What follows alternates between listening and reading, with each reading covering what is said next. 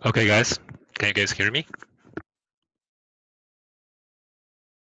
Can you guys hear me? All right. So let's give it one more minute while we're receiving more attendance. Okay, let's give it one more minute. Because this is like the new lecture. Always we have a lot of technical issues for the first new lecture. Students always wait for the last minute before they realize they don't even have the IDs or they can't even log into the Zoom. So just give it one more minute because my WeChat is on fire. All the students is asking me how to log into the Zoom classroom. Just give me 1 second, okay?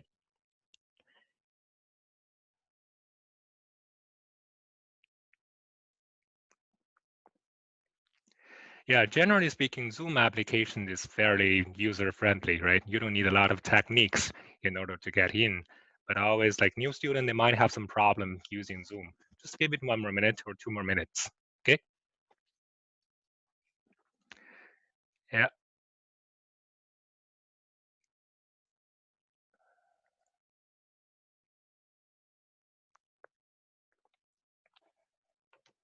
All right. So, okay, just give me 1 sec. Another student is trying to log in.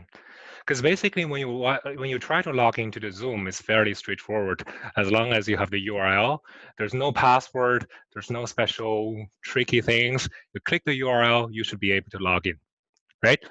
There are two ways for you to connect to the audio. You can either use your computer, use your laptop's microphone, or you can use your phone. There's a call-in number. You'll be able to call in, use your phone, whatever it works for you. Okay. Okay, all right, I see most of the students already here, so let's get started. Okay, guys, welcome to our new lecture. This is the first lecture of the Euclid bootcamp. All right, so before we get started, always as a common practice, I'd like to give you guys a little bit information towards our lecture because we always have some new students that are trying to understand how our new lecture works. So basically, this is like an outline about what we're trying to indicate in our lecture. Our lecture actually contains 8 lectures in total. Normally speaking, we have 10 lectures for the Euclid as the 10 lectures for the AMC.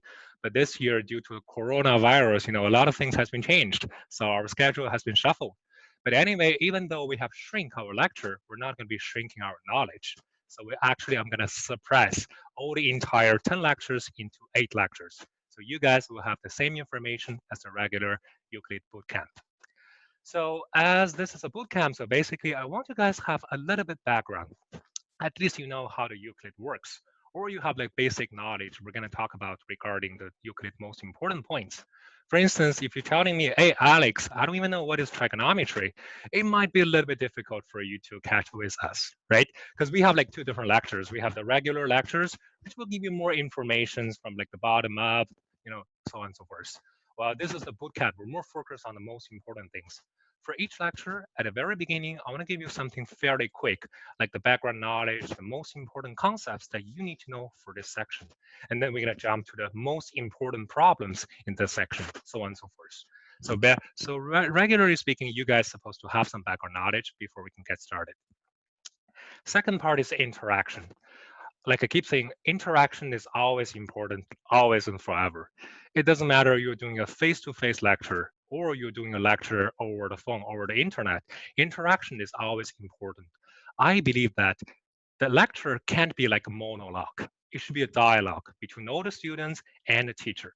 So basically, during the lecture, I'm going to be asking you guys a lot of questions from time to time, and you are more than welcome to show your answer. There are 2 ways to participate into this interaction. You can either unmute yourself directly to talk. In that way, everyone can know your answer. Or you can use the group chat functions offered by Zoom. If you're familiar with the Zoom, or if not familiar, it's not a big deal whatsoever. You can go to the Zoom like the dashboard. On the top right corner, you will see like 3 dots saying more. You click the dot, you'll be able to see a drop-down menu saying chat, right? This is our chat board. You can have actually 2 ways to participate into the chart. You can either do it publicly, means that your answer or your questions can be seen across the entire lecture room. Or if you feel a little bit shy, you want to do it more private chat, not a big problem. You can choose to talk privately to a specific person. You can talk to me, you can talk to your friend, it doesn't matter. It means that the other person, they won't be able to see your chat. So there are actually two ways for you guys to interact with either me or with the other classmates. As normally we see in the, like the law form related advertisement, there's no bad questions. You can ask whatever you want to ask. And also there's no bad answers. Whenever I post a question for you guys, you're welcomed. You're more than welcome to project your answers. I'm not going to be judging you, you have a wrong answer, you have a correct answer. It doesn't matter. No one is born to know. We're actually learned to know. All right? So no problem. You guys should have the microphone and also a camera. Normally speaking, I would suggest you guys to turn on your camera because this is actually based on my experience. Sometimes when you're hiding behind the camera, you don't really understand what I'm talking about. You might not have a very efficient way to project your information to me. I don't think a lot of students, they can raise their hands to say, hey, sorry, I just don't understand. You need to repeat it. But sometimes if you turn on your camera, I can see your face. If you don't understand, you might have something on your face. As long as I can see your appearance, I know, okay, maybe if somebody doesn't know, maybe I need to repeat, so on and so forth. But again, it is totally voluntarily. If you think you really, really do not want the other guys to see your face, you can turn it off. It's not a big deal whatsoever, okay? And homework. Homework is very important because homework is actually the extension of our regular lecture. In each lecture, I'm going to give you the most important concepts and also the sample questions. And within the homework, I'm going to be using exactly the same problem, especially like the same category, to basically practice you guys. This is going to be a reinforcement of what we just did in our lecture. So I wish you guys, and I suggest you guys to do the homework every week. We have the Google Classroom, right? You can basically accept my invitation and you'll be able to see the assignment and upload your solutions. So basically, I will be able to basically mark all the assignment and give you guys the feedbacks. My feedbacks can be very customized. I'm going to be more focusing on the points that you need to improve. All right. And one more thing is that from the second lecture, I'm going to be asking you guys to give us a short presentation on the homework. Basically, my understanding is that the best way to learn something is just to be a teacher. There was a saying that the best way to learn something, just teach it. So whenever you're doing the presentation, you're basically, presenting your idea to the other students. It's actually a better way for you to, reinforcement your knowledge, trying to make it even more efficient, so on and so forth.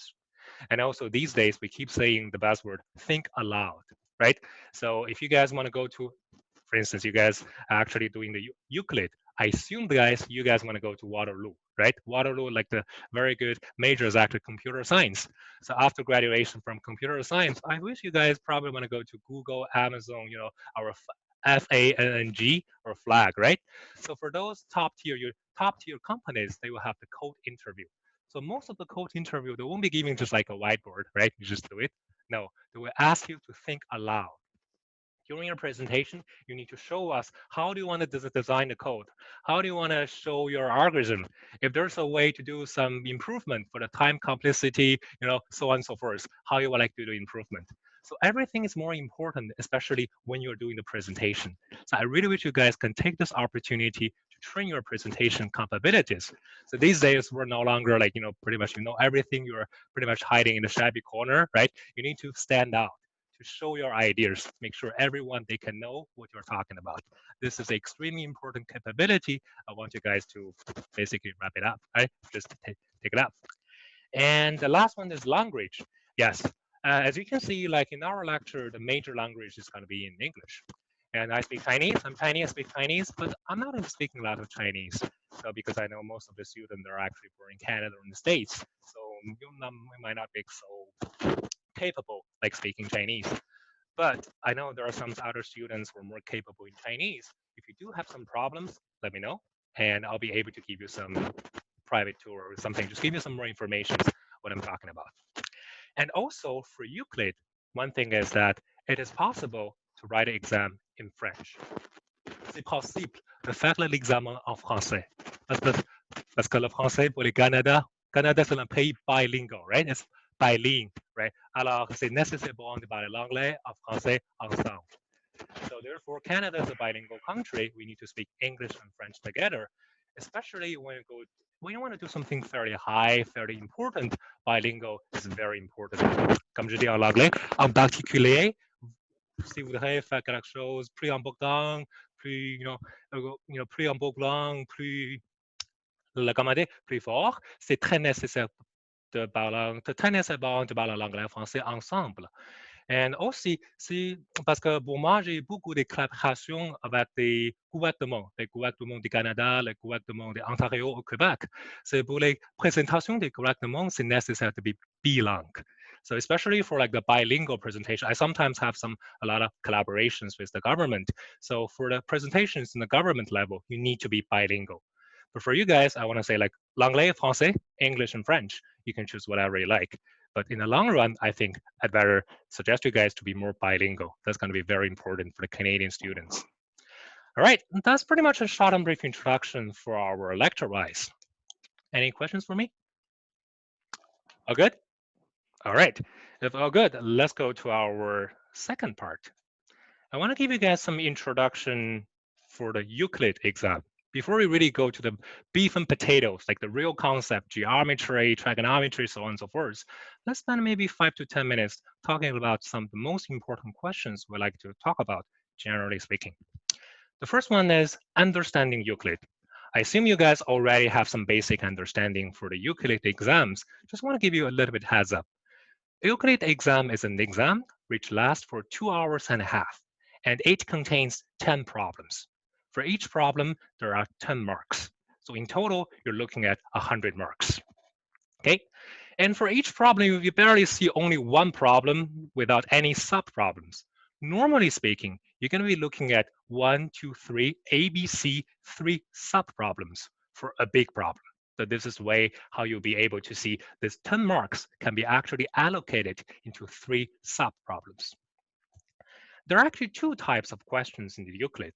As you can see from this example, sometimes you can see like a light bulb. So like the light bulb is pretty much like the short answer. So you don't have to give too much details. As long as you know the right answer, just write the right answer. That's it. You don't have to show your work. Well, the other one, as long as you see somebody just have a pen writing something, that means you need to present a full solution. If you only know the right answer, you have, I don't know, you might have a dice, you might have a right computer, like a calculator or something. You just know the answer. No, you won't be able to get a mark. You need to show your full work. So basically, this is what I want to show you guys, kind of like a balance. If you are like super sure about your answer, and this is a light bulb, so don't waste your time. Directly put answer. That's it. However, if you're not super sure, what you can do is you can actually put all your work. If you do not have the right answer, but you have all your work, some partial marks will be granted. So this is actually a balance between if you're super confident or not so confident, right? And questions like this, there is a full solution. There's no way around. You have to show your solutions. So this is actually the difference between Euclid and also AMC. AMC is like a multiple choice. They don't really care how you get an answer, right? If you have a super nice dice, every time you toss the dice, you have the right answer, you're good to go. No showstopper for you to go to Amy. However, for like the Euclid, they need to show your entire work. That's actually very important. All right. So there are 10 problems in the Euclid. So are they exactly the same or something different?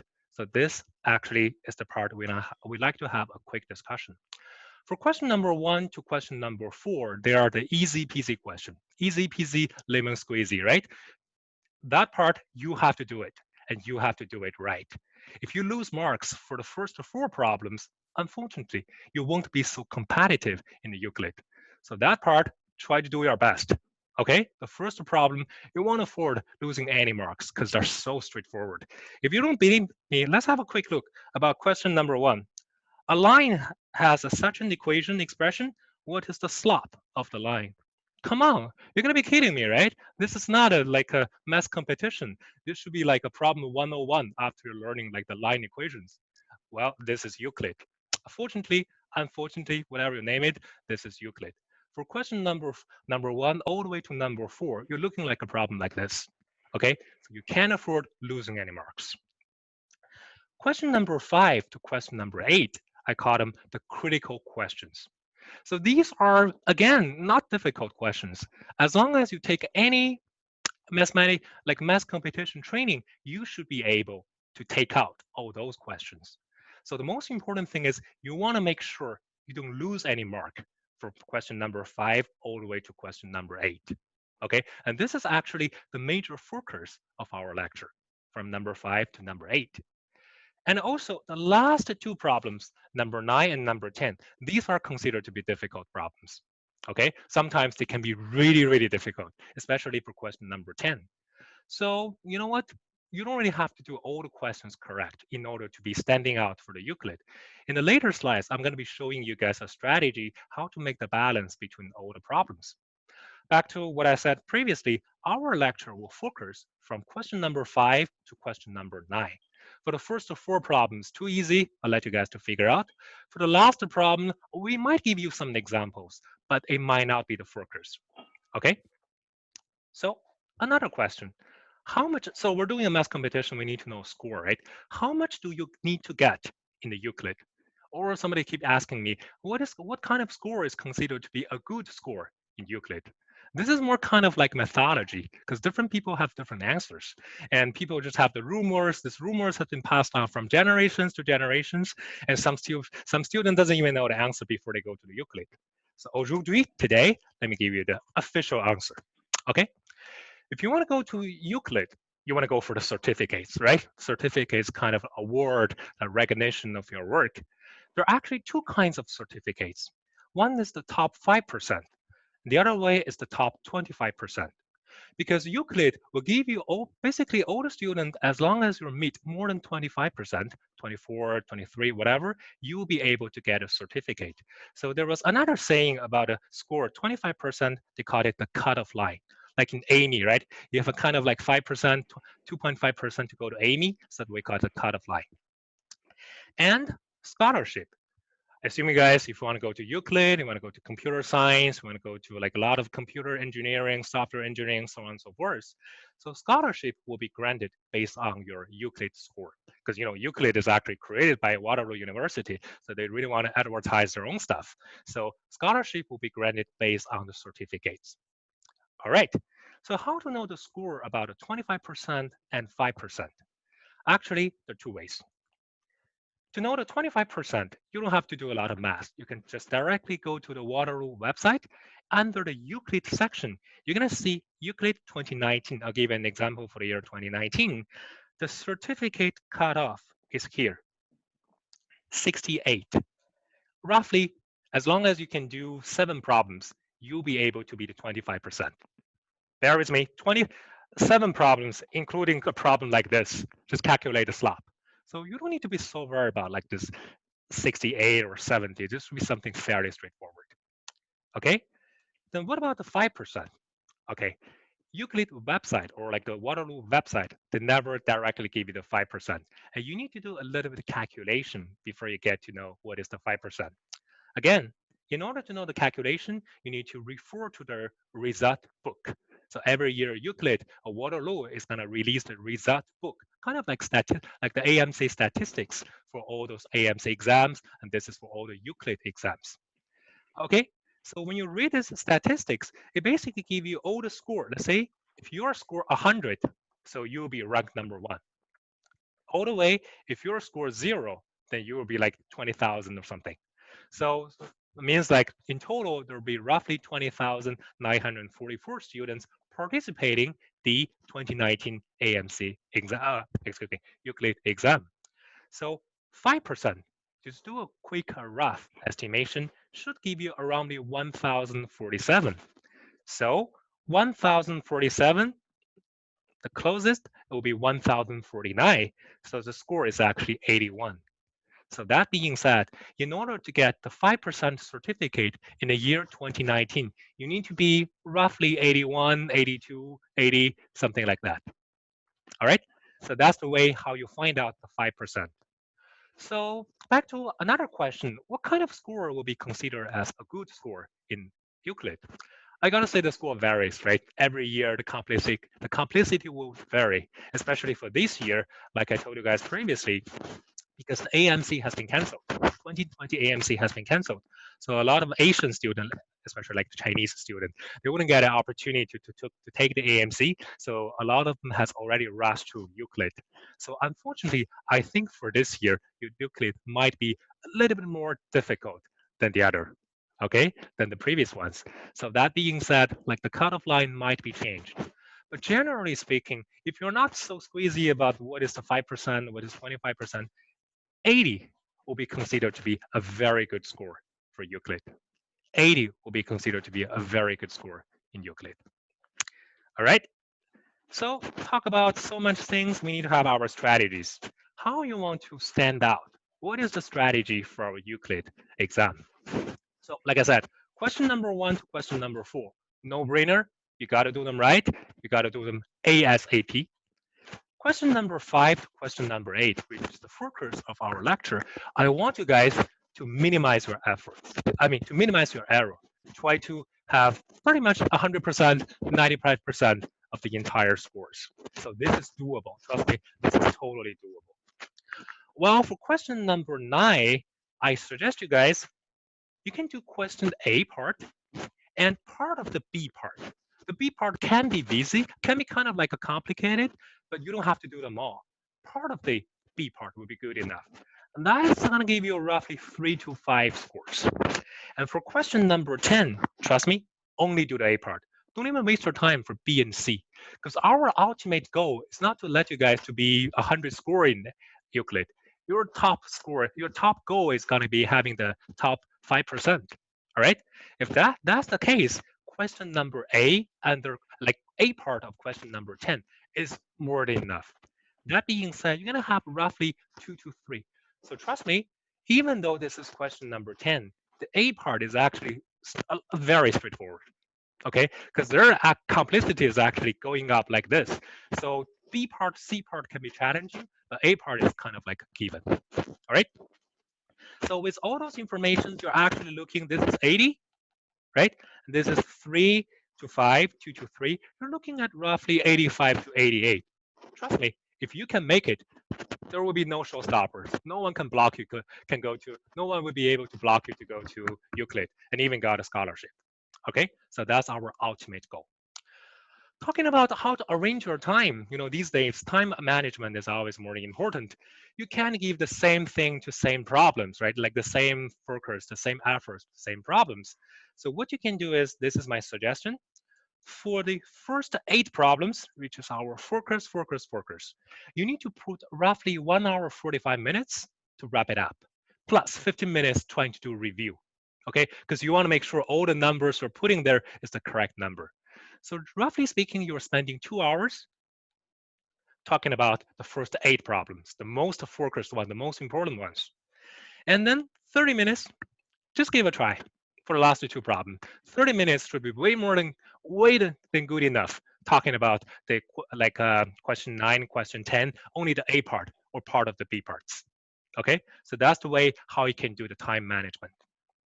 Okay, we're on the same page? So far, so good. All right, so the last one before we jump to today's lecture is going to be a quick curriculum. What is going to be the 8 lectures looks like. Our 8th lecture is going to give you the most important 8 concepts in the AMC, in the Euclid. I'm sorry, I keep saying AMC because AMC just gets started. To just get ended, right? So the first one we're going to talk about is the Euclidean geometry, the 2D geometry. Especially, we're going to focus on the triangles and the quadrilaterals, not so much efforts on the circle. Because the big data statistics already indicates, because I'm actually learning computer science myself, especially focused on the big data, machine learning, so on and so forth. So I actually parsed all the Euclid exams from today all the way to 20 years ago. Okay. In the last 20 years, I actually classified all the Euclid exams into different categories because I want to see which part is the most important. So therefore, when I give you guys the lecture, we can be more targeted. So the analysis indicates this part actually takes more than 23% of the entire Euclid history. So understanding the 2D Euclidean geometry, the triangles and quadrilaterals is for sure more than important. And then in the second lecture, we're going to move to the circle and 3D geometry. Circle, for sure, you guys know this is important. 3D geometry, I gotta say that actually, to be honest with you guys, in the last 20 years, the 3D geometry only tested twice.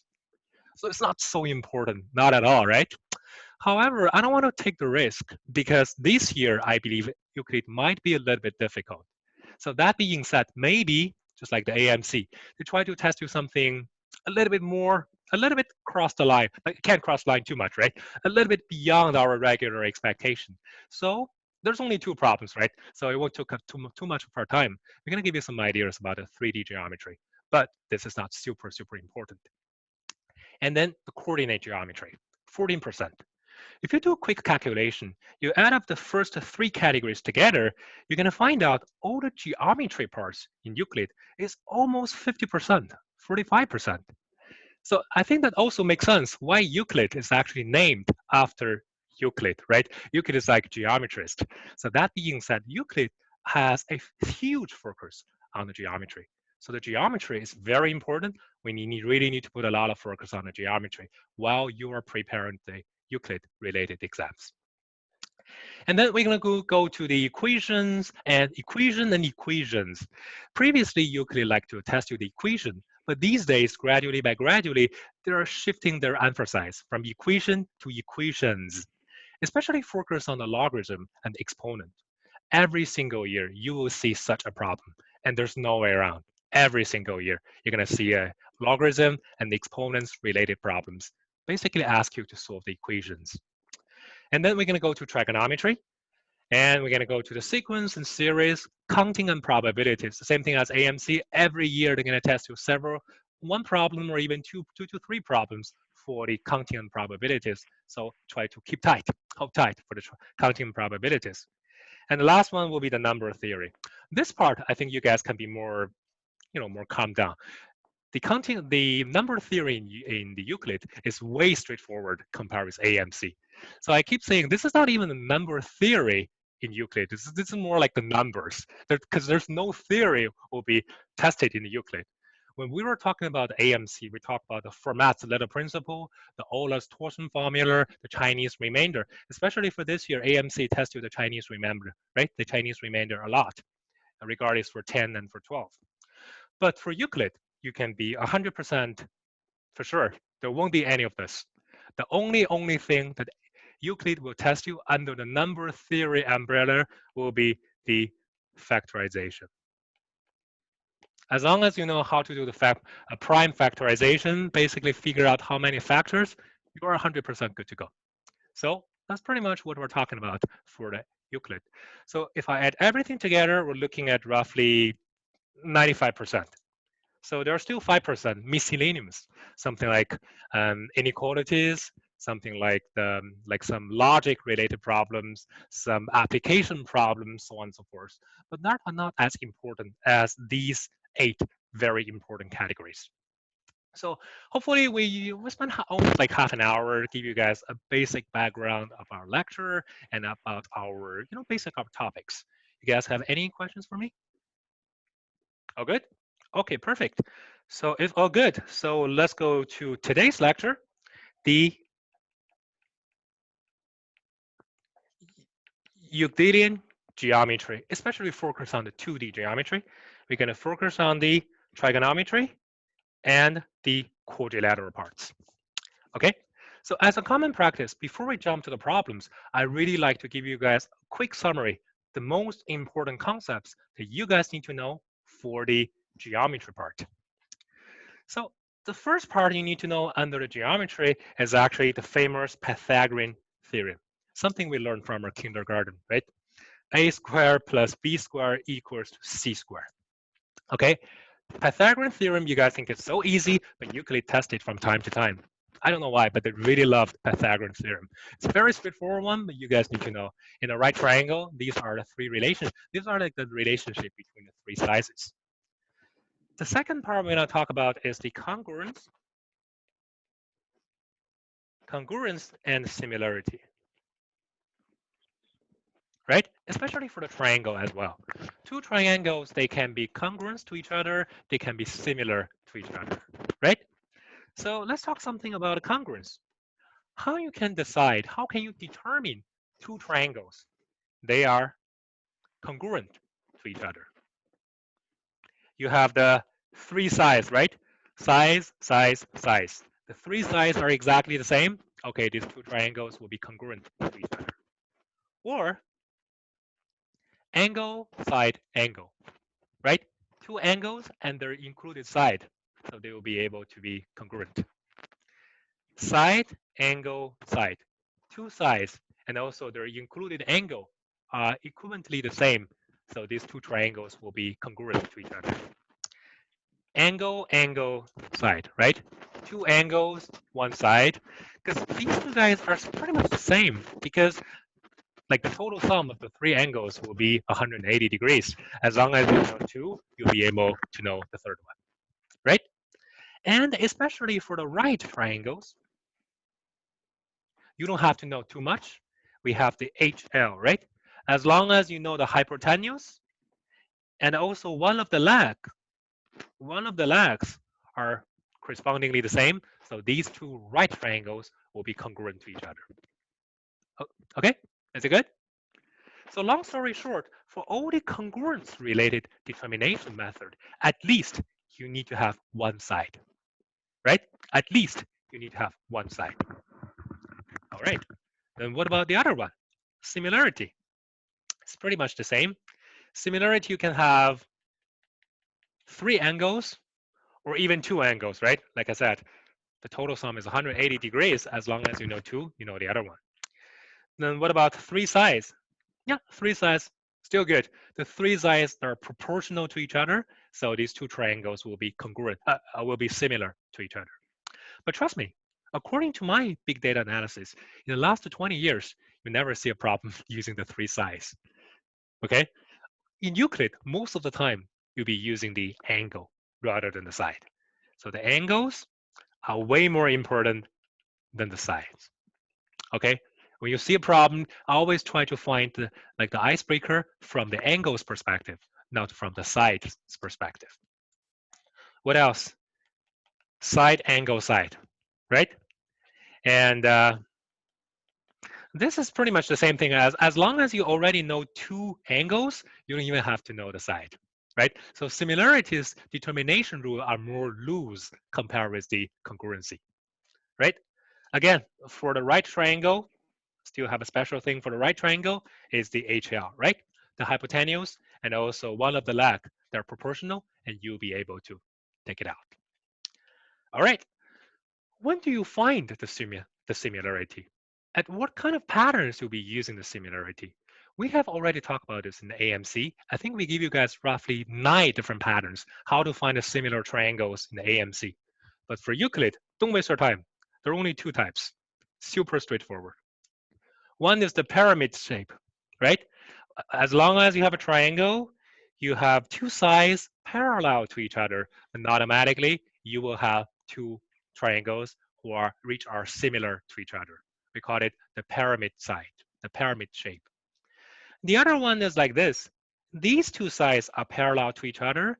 Well, these 2 triangles are actually, this is like the head, but they are distributed on 2 different sides, right? I call it the sand glass hour, right? Like a sand glass hour, right? Some sand, something to this. In this way, you will be able to have the similar triangles. In AMC, you have way more different patterns, but I don't think them all. But I never see them in the Euclid. Euclid is more keep a low profile, right? So they don't test you something too flowery. As long as you know this too, you'll be good to go.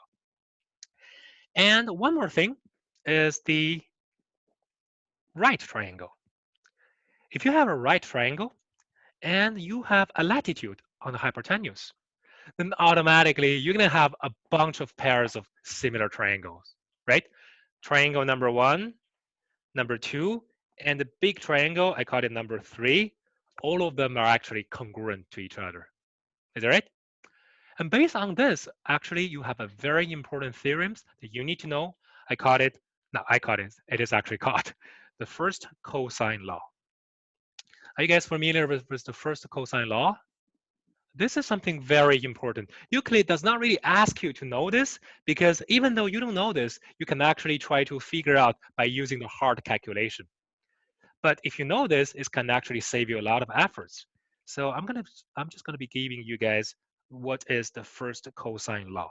Okay, something like this. Let me erase this part. Okay, so let's say you have a right triangle, A, B.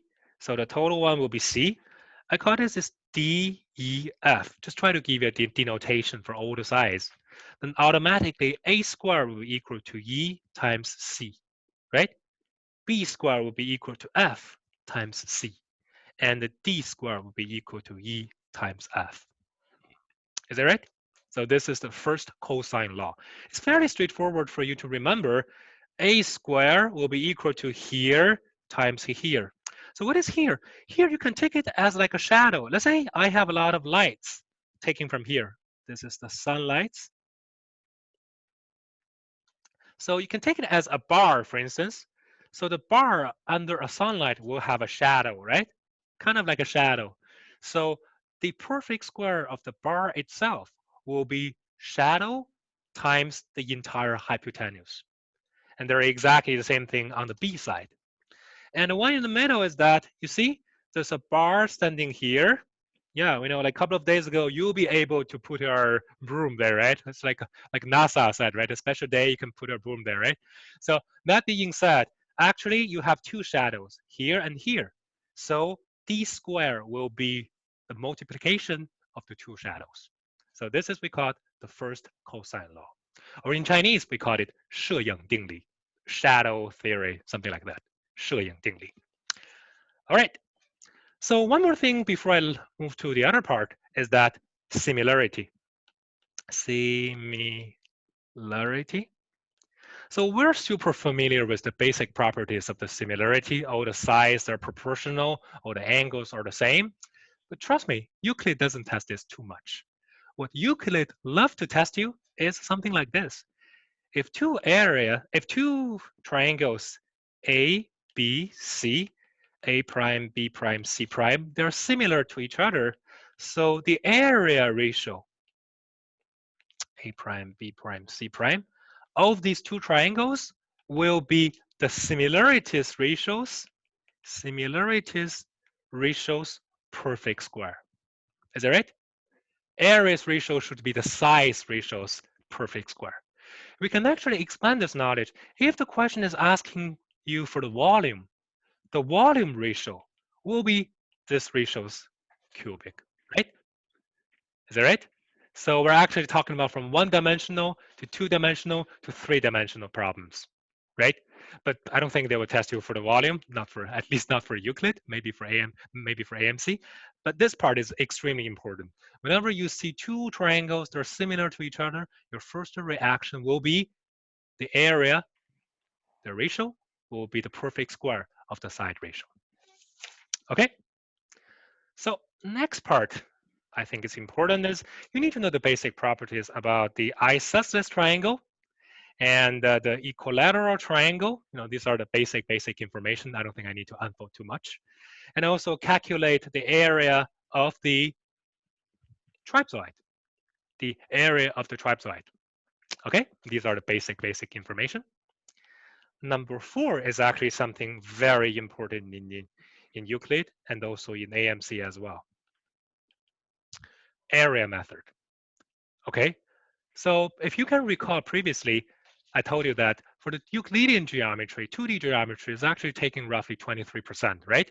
And within this 23%, more than 50% is actually talking about the area method. So you need to be familiar how to determine the area of different shapes.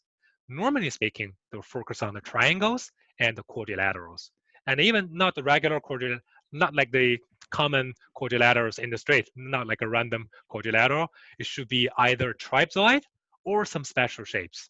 I'll give you guys a quick summary, and we can basically make sure we guys are on the same page. So if we have a triangle, so the first one we learned from the elementary school will be area equals to 1/2 h times A, right? The latitude and also the bottom. Which I think you can never use it in the exam because this is too straightforward. Well, the other one is, I think, is way more important, and something like this. Whenever I know two sides, A, B, C, let's say this is going to be A, this is going to be, this is going to be C. So the area can be 1/2 AB sine C. Is that right? The multiplication of two sides and the sinusoid value of the included angle. Same thing, A times C sine B, B times C sine A, right? This is actually very important. They keep using it from time to time. Moving forward, if I know the three sides, A, B, C of a triangle, I have a hardcore way to do the calculation. The hardcore way, when I say hardcore, means you're going to involve a lot of calculations. That's the famous Heron's formula, right? So you're going to have a P, which is 1/A plus B plus C, right? This is the average. No, this is not the average of A plus B plus C, because whenever you say the arithmetic average, it should be divided by 3. But this part is 1/2, right? So the area will be P, P minus A, P minus B, P minus C, right? This is the famous Heron's formula. It's pretty hardcore calculation, especially when you give you some weird number, some nasty number, something like this. This is going to kill you, right? Do a calculation like that, this is going to kill you. So really, you always need to make a balance, right? Euclid is not as crazy as AMC. So most of the time, they won't ask you to do a huge calculation, a very weird calculation. Plus, you can have your calculator, right? AMC does not allow you to have a calculator, but Euclid does. You can have a calculator. As long as the calculator will not have access to internet and will not have the access to give you like a plot or something, just like the plain calculator, it should be good enough. All right? Actually, in the coordinated geometry parts, I'm going to give you something even more important is whenever you know the coordinates of the three vertices, the coordinates of the three vertices in the xy plane, you will be able to determine the area of the triangle without doing a huge calculation. So this is what we call the Shoelace Theorem. Have you guys heard about it? The Shoelace Theorem. Yes or no? It's kind of like a more shortcut way for you to determine the area of a triangle if I know A, B, C, three vertices, their coordinates. Yeah, it's like the cross product. Yeah. You need to basically figure out like the two vectors and then do the cross product of the two vectors. It doesn't matter. We're going to give this information in our next lecture in the coordinate geometry, maybe the one after the next lecture. Today, because we're talking about the 2D Euclidean geometry, so we're not talking about the coordinates. All right? And for the, you know what, it's very funny. For the Euclid, they really like to test you the equilateral triangle. Equilateral triangle, right? The three sides are exactly the same. A very important information you need to know is that what is the height for the equilateral triangle? If I want to do denotation using A, what is the height? Under root 3/2 times A. Is that right? And what's the area? Under root 3/4 A squared. So these two conclusions are extremely important. You need to remember them. I barely ask you guys to remember too much stuff, but there are two things I want you guys to remember. Some basic conclusions for Euclidean geometry. That part you need to remember. It's going to save you some time. Second is, unfortunately, trigonometries. A crazy collection of the trigonometry identities. The more you remember, the less you need to calculate, and the less trouble you will get into during the exam. And besides that, the other stuff, no need to remember. You can try to do, as long as you understand how to do the derivations, you're good to go. So this part, important, try to remember, especially in the first 4 problems, especially like the light bulb problems, they would basically ask you something. If you know this conclusion, there's no need to do that calculation. Just give the answer right away. Okay? And pretty much the last one, we're approaching the last one.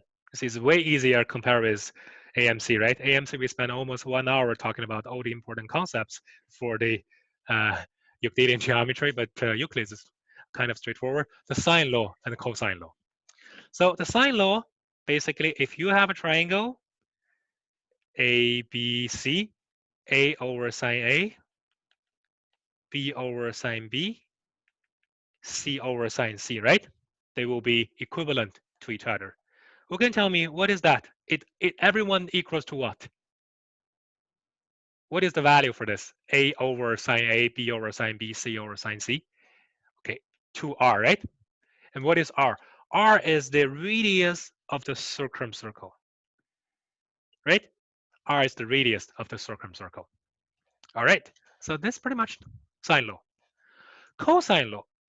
Cosine law, you have something like this. A, B, C, A, B, C. So cosine A will be equals to what? B squared C squared minus A squared 2BC, right? Cosine B will be what? A squared C squared B squared 2AC. Cosine C what? B squared A squared minus C squared 2AB, right? There's a quick trick how to remember the cosine law is you can never get what you need. What you need. You can never get what you need, or you can never get what you want. If you're talking about cosine A, so you need to subtract A squared from the numerator. And in the denominator, there's no A, it's only B and C. Same thing applies. If you want to do the cosine B, you need to subtract cosine B from the numerator, and there's no B in the denominator, so on and so forth. You never get what you want, you never get what you need. All right? I think that's pretty much all the important things that you need to know for the 2D Euclidean geometry parts. What we say, we pretty much focus on the trigonometry, focus on the triangles and quadrilaterals. Okay? These are the most important parts. Any questions so far? I think it's fairly straightforward, right? All right, if we have no problems, so let's go to some real Euclid examples. So examples, change the color. So let's have a look at the first problem. First problem, there you go. That is a problem from 2015, Euclid question number 5A. Question number 5A. Let's have a quick look. So you don't really have to write down the problem, right? You can just write down the number of the problem because later you can check the Euclid exam papers from the internet. It's open to everyone. Okay, so let's have a quick look. How question number 5 looks like. Like I said, our lecture will focus from number 5 to number 9. For the first 4 problems, do it yourself. For number 10, it's going to be too complicated. I won't give you too much examples, but from time to time, I give you guys a little bit idea, help you guys to expand your horizon. Okay, a quick look for the problem. 30 seconds.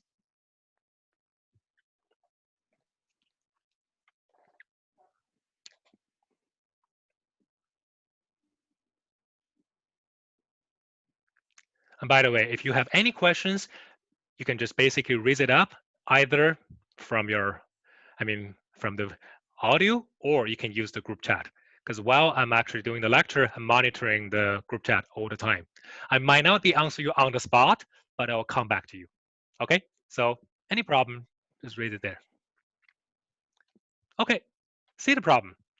The problem says, in the diagram, we have CAB equals to 90 degrees. As long as you see 90 degrees, we need to have some conditional react. So this is actually the major focus of our lecture. I'm going to be telling you guys, whenever you see something, what is the conditional react? Whenever you see a specific keyword, what kind of concept might be tested in this question? It is more patterns in the AMC than the Euclid, but Euclid, Euclid is basically copy-paste from AMC. A lot of problems that just directly copy-paste. So these strategies are pretty much the same. Try to create such a conditional react, right? And train such a conditional react. That's going to help you a lot.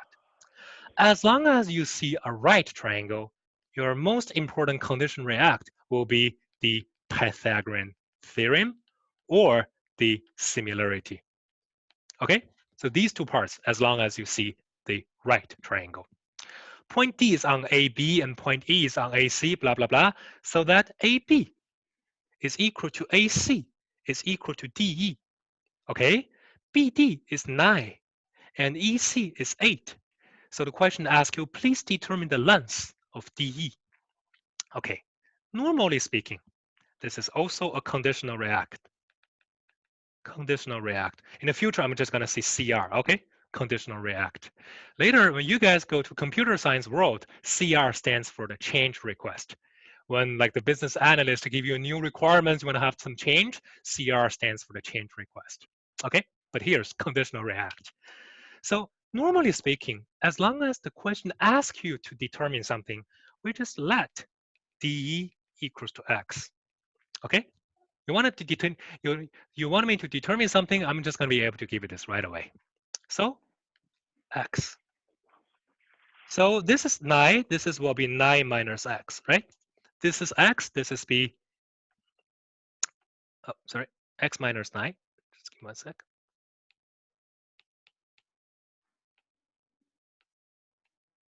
Okay. This is X. This is going to be X minus 9. This is going to be X minus 8, right? And then, like I said, whenever you see a right triangle, automatically you're going to think about the Pythagorean theorem. So that being said, you're going to have something like this. Is it correct? So easy, huh? Okay, who can tell me the answer? Calculation is very important. So in the Euclid bootcamp, I want you guys to calculate as much as possible. Try to be precise for the calculation. Yeah, I already see 2 guys have the right answer. 29. X equals to 29. That's it. You see? This is Euclid. This is Euclid question number 5. If you're losing marks for first 8 problems, no one can help you, right? The God only help the guys who can help themselves. The same thing applies here, right? So this is so easy peasy. So try to make sure, because this is strategy. Like I keep saying, you don't have to be 100%, 100 score like in the Euclid, especially for the last 2 problems. Especially for the last 1 problem, question number 10, it should be very difficult from time to time. In Chinese, we have a saying, you can't really, 你不能硬刚啊. Okay, so in English we say like you need to have some strategies. Okay, we're gonna focus on the first 9 problems. So you see, easy peasy. That's it. Question number 1. That's it. All right. So let's go to question number 2. Question number 2, you're looking at a problem from 2014 Euclid. Question number 8A. So let's have a look.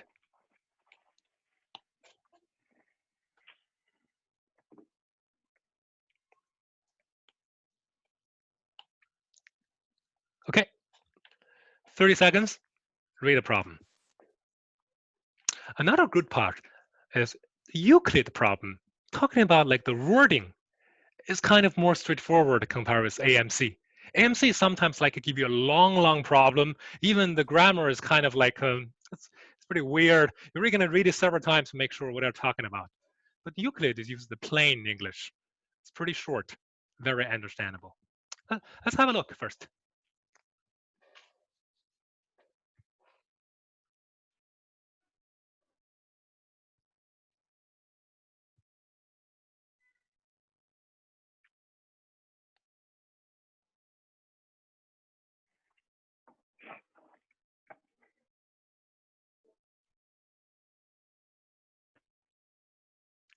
In the diagram, we have ACB angle and ADE angle equals to 90 degrees.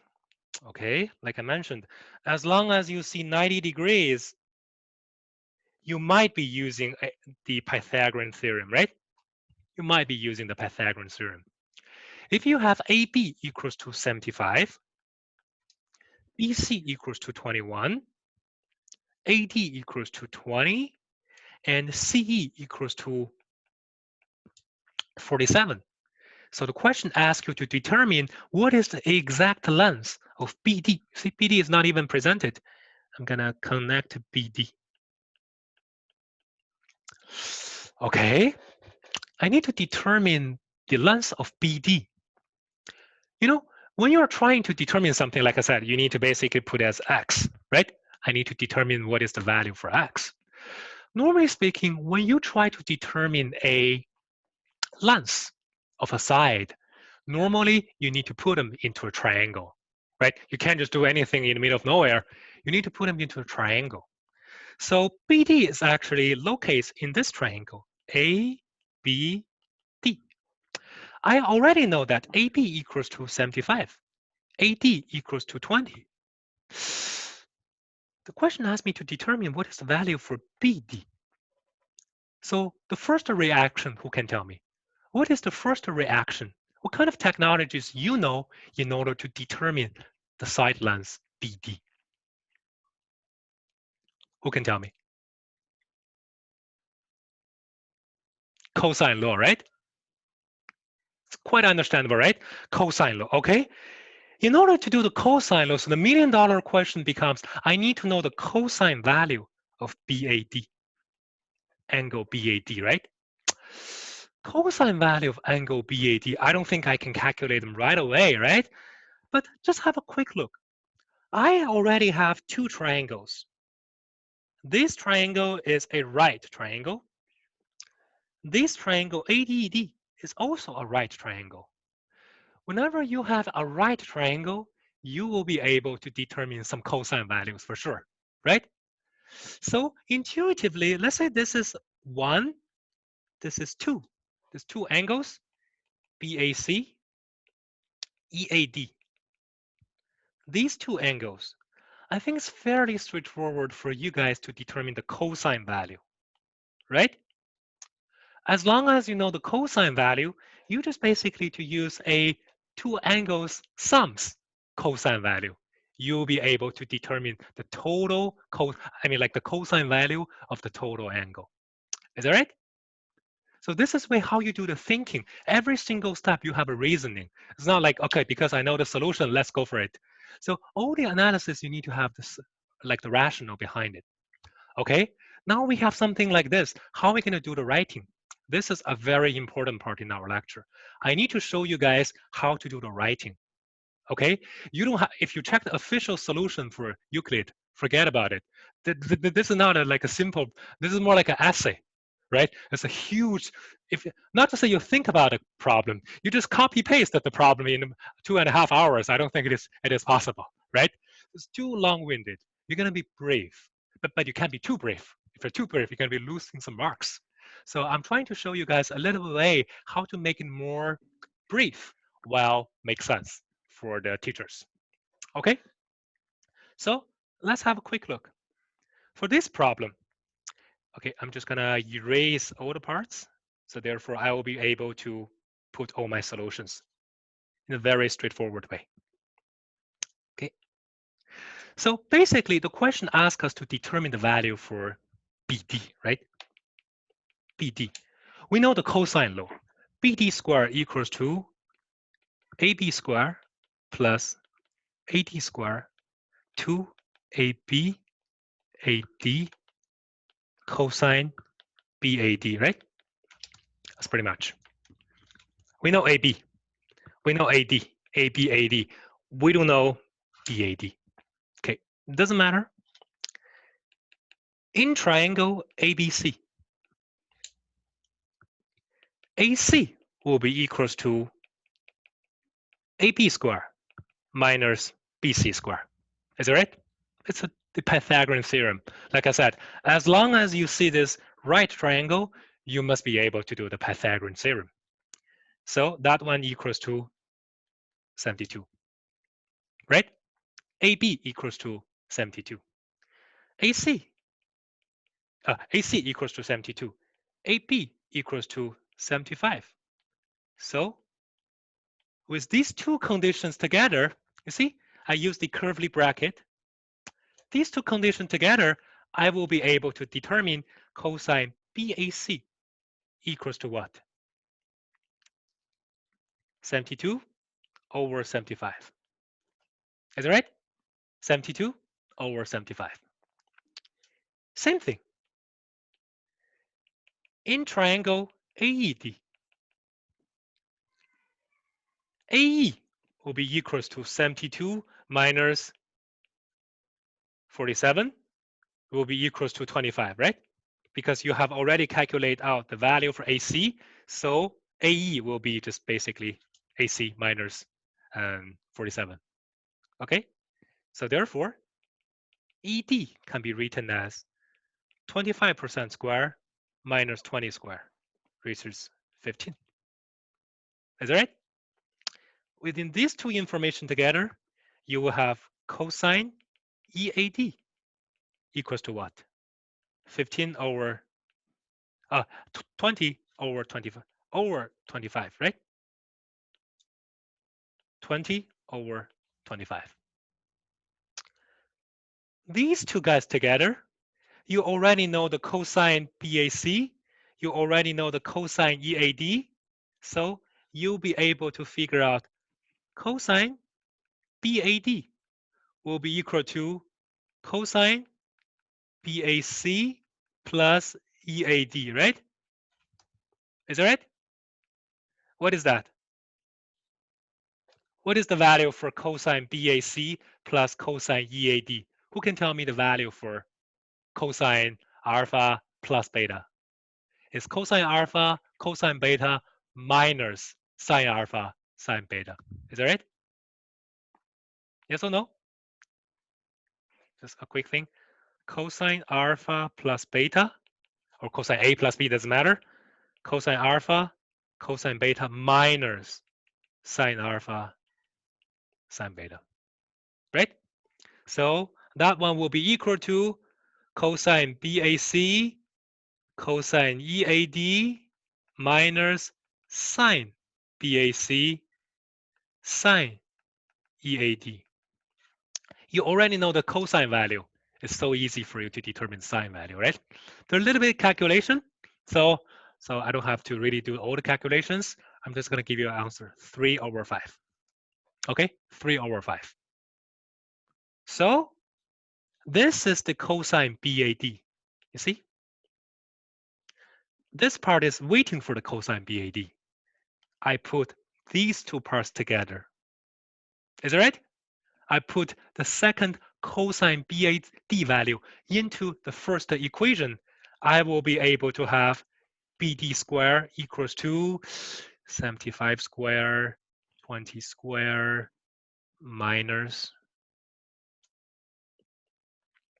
275, 20, cosine BAD, cosine BAD, which is equals to 3 over 5. The total value will be 42, 25.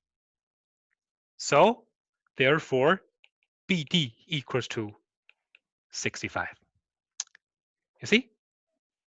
Not so complicated, right? If you go for like the Euclid official solution, they use almost like the letter page, 2-3 pages go for this. It's very complicated. But I think my way is very straightforward. Even it helps you. It helps the teacher as well to understand what they're trying to do. Okay? So you just basically need information. And from the other way you got this information, then plug in this information, put it into the original equation, you get what you need. It's always this much straightforward. 65. Yeah, I see Kevin has the right answer. Yes. So 65 is the number, and you'll be able just to figure it out. Have a look at it. This is 2014. It's not too far away, right? Question number 8A. Not so complicated. It's not a nightmare, right? Not at all. As long as you do a basic training in math competition, you will be able to take out this problem. So I really want to give you guys more confidence. AMC is kind of difficult. Sometimes you're very frustrating, but Euclid, not at all. As long as you know, you listen to my lecture, you do all the homework and do some rehearsals as well, you will be able to take out.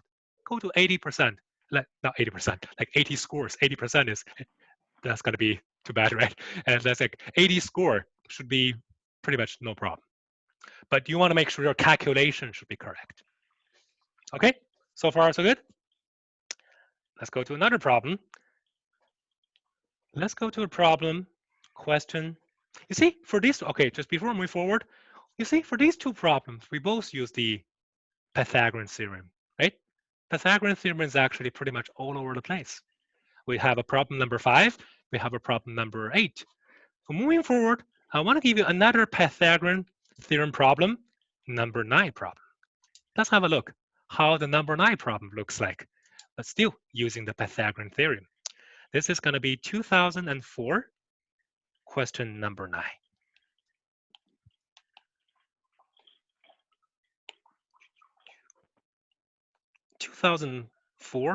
Question number 9.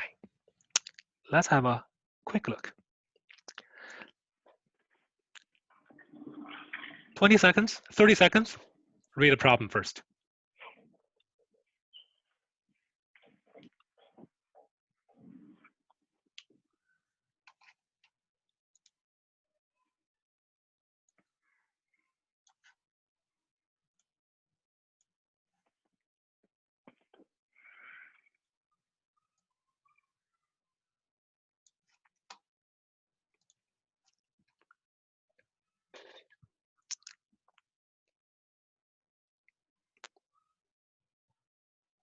Okay, so let's have a look at a problem together. Again, we want to find out what is the keywords, right? What is the buzzword, and then give us some conditional react. A Kirk triplet, okay, kind of like just a naming convention thing, right? I don't know what it is, but kind of a name.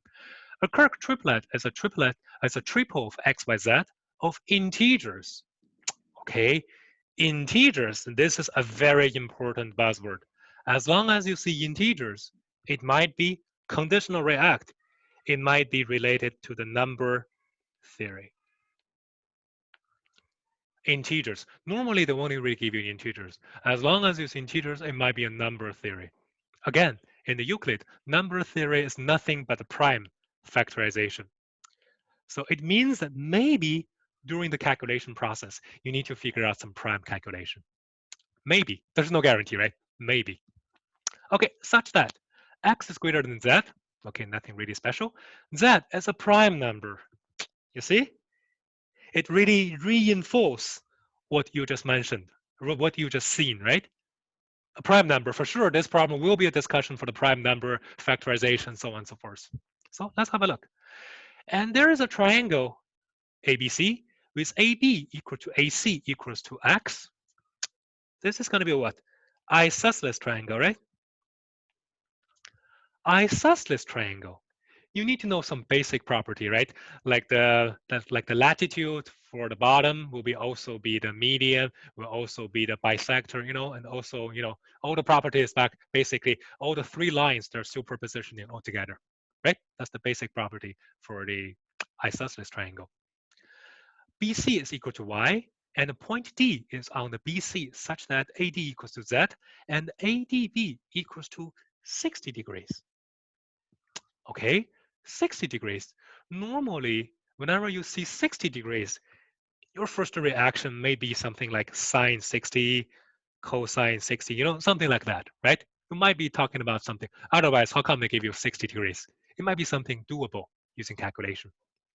One thing I want to show you guys, in the Euclid, you only need to remember 30, 54, 45, 60, 90.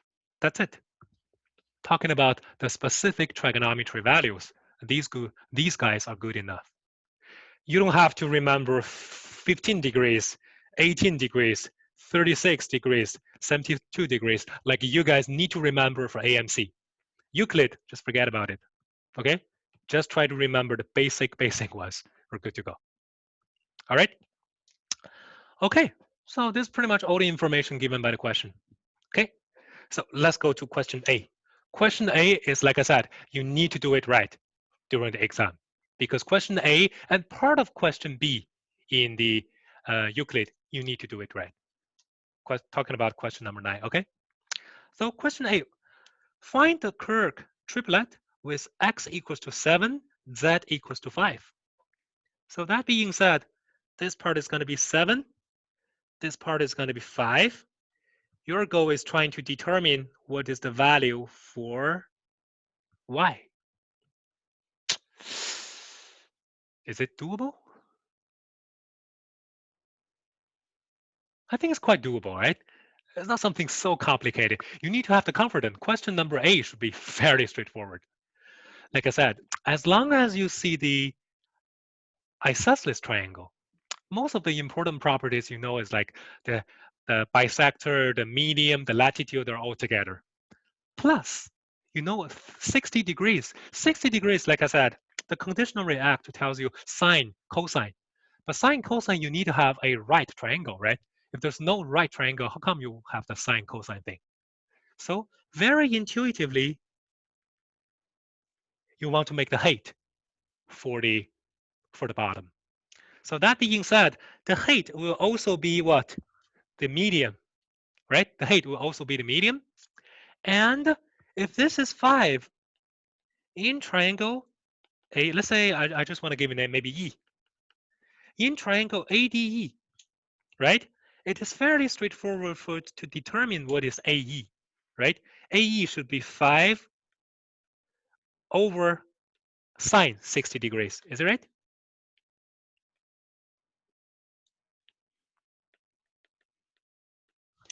Right? AE over 5 will be sine 60 degrees. So what is AE? AE's value is fairly straightforward, right? Is that right? Okay. As long as you know AE, again, like I said, as long as you see the 90 degrees, Pythagorean theorem will be in place right away, right? So what about AB square equals to BE square plus AE square. BE square is y over 2 square. AE square is basically what you have here. These two conditions together, you will be able to determine y equals to positive and negative 11. Is that right?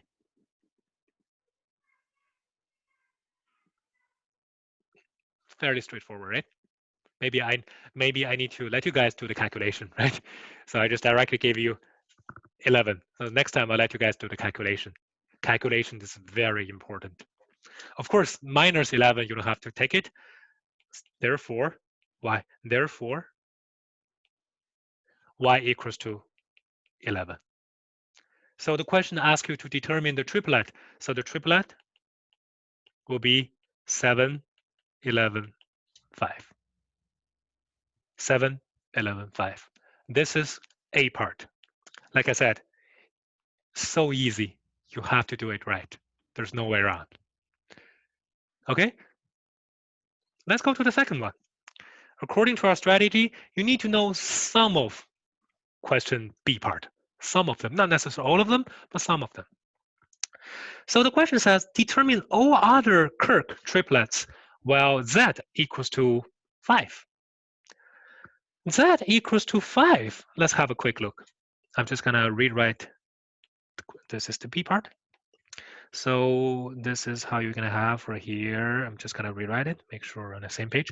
A, B, C, X, X, Z, 60 degrees, and this is Y. Okay, again, I think now we're going to be doing exactly the same thing. Nothing changed, because the question for now, the only difference is that previously it gave you X equals to 7, Z equals to 5. For now, X equals to 7 is no longer there. You only have Z equals to 5. So you're probably going to do some enumeration, figure out what is the X value, taking from there, doing some magic, right?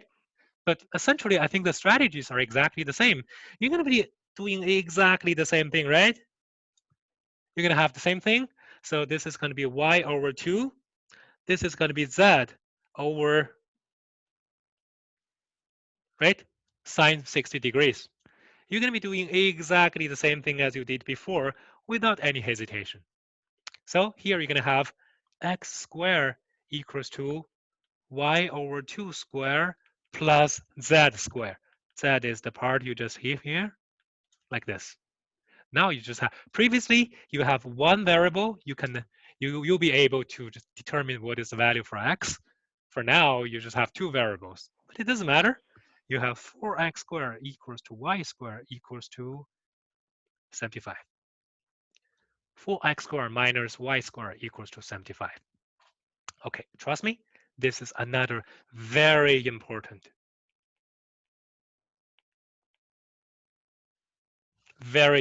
conditional react.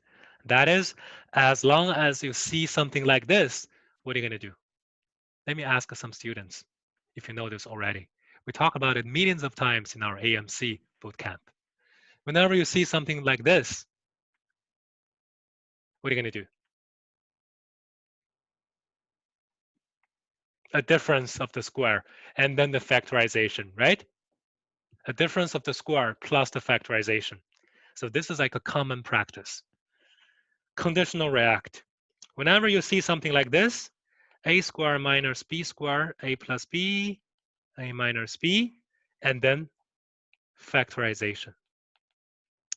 So that being said, 2x plus y, 2x minus y will be equals to 75. 75 can be 1 times 3, 5, 5, 3 times 5 times 5, right? Okay? So that being said, what are you going to do? What you're going to do is that you have two numbers. Oops. Change to here. You have two numbers. Their product is actually 1 times 3 times 5 times 5. You just need to allocate all the factors between these two numbers and you're good to go. Is that right? And also, quick observation tells you 2x plus y will be greater than 2x minus y, right? We're talking about all the positive integers, so on and so forth. So what are you going to have? 2x plus y, 2x minus y. It can be 75, 1, or 25, 3, or 15, 5. That's it. It's only 3 conditions. Is that right? Okay. Tell me. Now I need you guys to do some calculation. Tell me, what is x and y in the first scenario?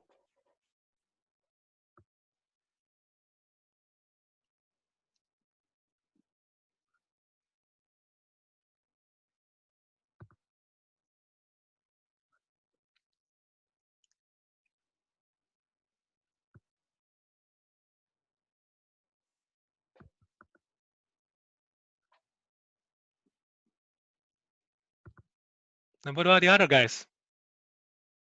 Calculation is important. 13 is not the correct answer. It should be 19, right? You see, calculation. This is an easy peasy problems, but you really want to make sure your calculation is correct. Yes. What about the second part? 25 and 3.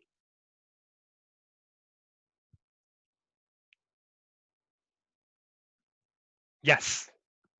See, Jennifer has the right answer. Yes, 7, 11. We always want to find the first guy, right? First the guy who has the right answer. And what about this? 15, 15. Yeah, I see Alan has right. 5, 5, right? And 5, 5, 5. Let's have a look. Can we take them all, or I can only take a small portion of them? Let's have this part. Don't give me the answer right away.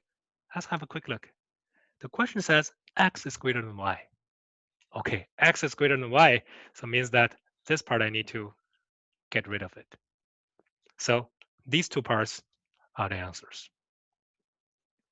Okay, so I think a student have a question. In 9a, why did you divide 5 by sine 60 to get AE? Oh yeah, this is fairly straightforward because in this triangle, sine 60 degrees equals to AE over AD, AE over 5. So therefore, AE will be 5 over sine 60 degrees. Yeah, it's like the basic sinusoidal relationship. The AE over AD will be the sine value of 60 degrees. So hopefully it answers your question. Yeah, if you have any questions, you can privately chat with me. I'll be able to come back to you right away. Okay, so basically you get all the values. The two triplets are here. This is not a crazy problem, right?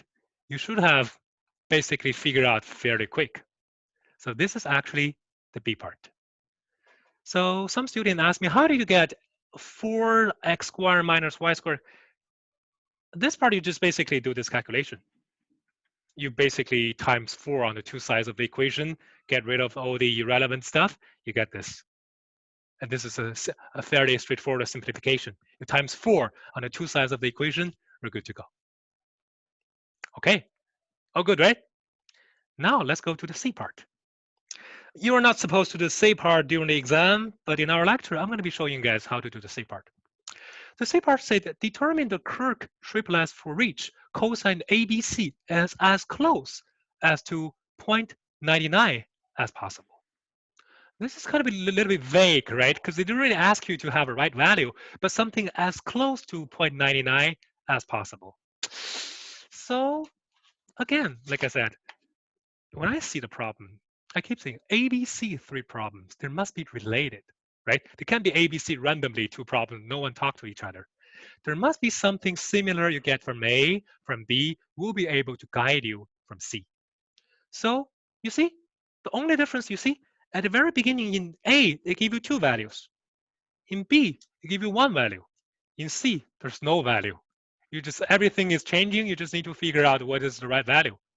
So that being said, the strategy will be exactly the same. No difference between these 3 problems. There's only more analysis, more enumerations for the C parts. So let's have a quick look for the C parts. So exactly the same thing. I'm just going to rewrite it one more time. Right? This is X, this is X, this is Y, this is Z, this is 60 degrees. Exactly the same thing. Nothing changed. But this time, your calculation is going to be what? X squared equals to Y over 2 squared plus under root 3. Is it right? No. Yeah, something like this. Is it right? Exactly the same thing. We didn't do anything. Exactly the same thing for this Pythagorean theorem in such triangle. Nothing has been changed. Okay, for now, previously it was a 75 here, right? Now 75 becomes like a variable. You know what? Exactly the same. When I have 75, I give you the value for 75, the factors of 75. When you have this as Z, you just basically do the calculation using Z.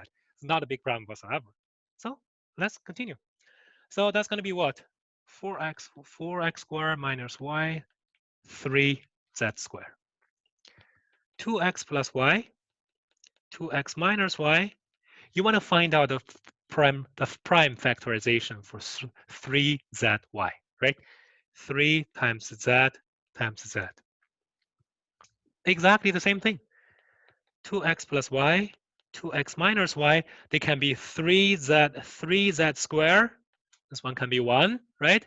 Or this is going to be z squared 3, or this can be 3z. Is that right?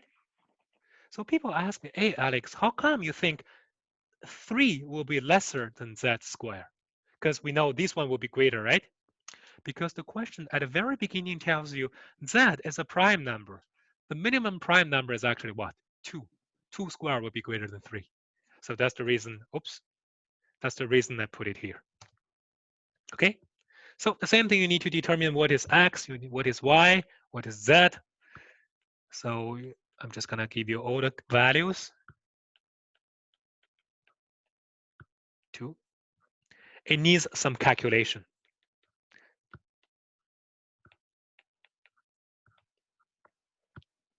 Z, Z, Z, Z, Z. For sure, from the very beginning, I told you x should be greater than z. You cross out this. Exactly the same strategy as you did for question number 2. So now you have 2 cases. This case number 1, right? This is case number 2. Your goal is trying to determine what? Don't forget where we come from. What is your goal? Your goal is to determine the Kirk-like triple such that cosine ABC is as small as possible. Cosine ABC is just here. You already know the values for the 3 sides. This part you know, this part you know, this part you know. Just come on, do some calculation for the cosine value. That's it. You guys follow me? Just do some calculation for the cosine value. This is not a rocket science. You just have to do the calculation. Yeah. So let's say case number 1. Somebody asked me, how do you calculate the x and y so quick? Yeah, because I have the right solution. That's it. Because I have the official solution. There's no way around for me to calculate so quick. And that's the reason why the C part is aiding your time. Don't spend too much effort to C parts. Okay? No one can. I'm not a computer. I can't calculate so fast. I have the right solution right in front of me. So for case number 1, the cosine value, ABC, if you think I'm calculating fast, you know what? You're gonna be seeing me calculating even faster here. Because I'm just gonna give you the answer right away. This part directly go to 1 minus 2, 3z squared plus 1. Okay? These are based on the hard calculation. But anyway, you need to have it. And this is exactly the same thing, 1 over 4, z squared 3, z squared plus 3 divided by 4. You have 1 minus 6 over z squared plus 3. Okay. Suppose we already get here. Okay? The question says these cosine values should be as close as to 0.99 as possible, right? As close to 0.99 as possible. I don't really know what do you mean by as close as possible? You have 0.99, 0.99, 0.999999. Which one is as close? I don't really know. So since you told me 0.99, it means that these guys should be roughly equals to 0.1, right? 99 or 0.01, right? 0.01. Roughly 0.01. Okay? I don't really know what is the accurate value, but at least I know roughly should be this value. Okay, let's have a look. If this is the case, case number 1. That being said, I will be ready to basically solve such an equation, right? That one gives the value z equals to what? 8. But bear with me. The question said z should be equal to a prime number. So that being said, 8 is not good. Then what I'm supposed to do? If I let it exactly equal to 0.01, that will be equal to 8, which is a composite number. That's not exactly what we need. We need a prime number. Then what are you going to do? Enumeration, right? What about z equals to 7? What about z equals to 11? Because I'm not quite sure which one can make it even closer to 0.99, right? So I just basically give you the most closest two prime numbers between around 8, 7 and 11. When you have 7 here, you will be able to determine the cosine value is 0.98. This one will give you cosine value equals to 0.99. Because you already know that, put it back, you'll be able to determine the cosine value. So for sure, this one, 11, is a good case. So far so good? And exactly the same thing for the second scenario, case 2. Case 2. I want 6 equals to 0.01. So that gives me z equals to 23. That gives me around like 23.5 or something. You need to do a calculation. You have your calculator. You know what to do. Okay? So that being said, you can try z equals to the two adjacent primes, 23 and 29. Okay? Do some rough calculation. You figure out this cosine value equals to 0.98. This guy equals to 0.993. So this part is also, this part is also a right solution. Why you have two right solutions? Because you're talking about two different triplets, right? These z and these z, they're not the same z, right? They're talking about two different triplets. Well, under these two different triplets, you will be able to get two answers. So far, so good? You see, you spent so much effort and you still only get like maybe 5 marks, something like that. It doesn't worth the money. It doesn't worth the time, right? So that being said, in your real exam, don't waste your time for C part. Focus on the first 8 problems. Do you still remember? The first problem was the slope for that line. Also give you 5 marks. So why don't take that given money, given marks, but spend your efforts for this. So far, so good? Any questions? Okay. If all good, let's actually give us some ideas how to use the Pythagorean theorem, right? Which is very important. So let's move on to another topic, the area method. Like I said, area method is super important. We want to use them. We want to use them from time to time. So let's have a look. How are we going to use the area method in the math competition? The problem we're looking at is a problem from 2008, question number 8, B part.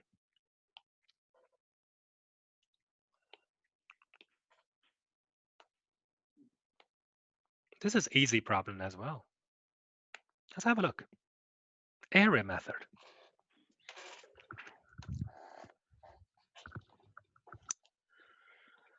Okay, in the diagram, ABC is a right-angled triangle.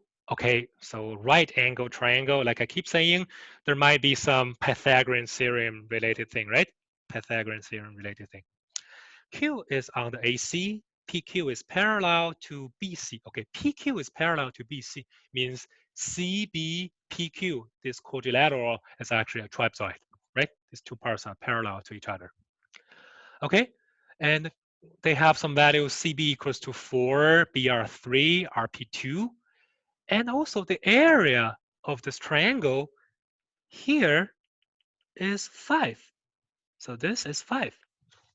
The question asks you to determine what is the length for AP. Okay, this is the trapezoid.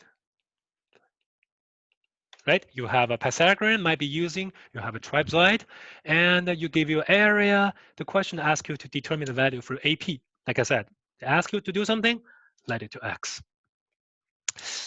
Okay, I give you an area. There's a triangle CRQ. It's actually like a tilt triangle, right? It's not touching anywhere. The question gives you the area. I don't think the question is rely on that. You'll be find out the bottom, find out the latitude, and so on and so forth. That's going to be too complicated, right?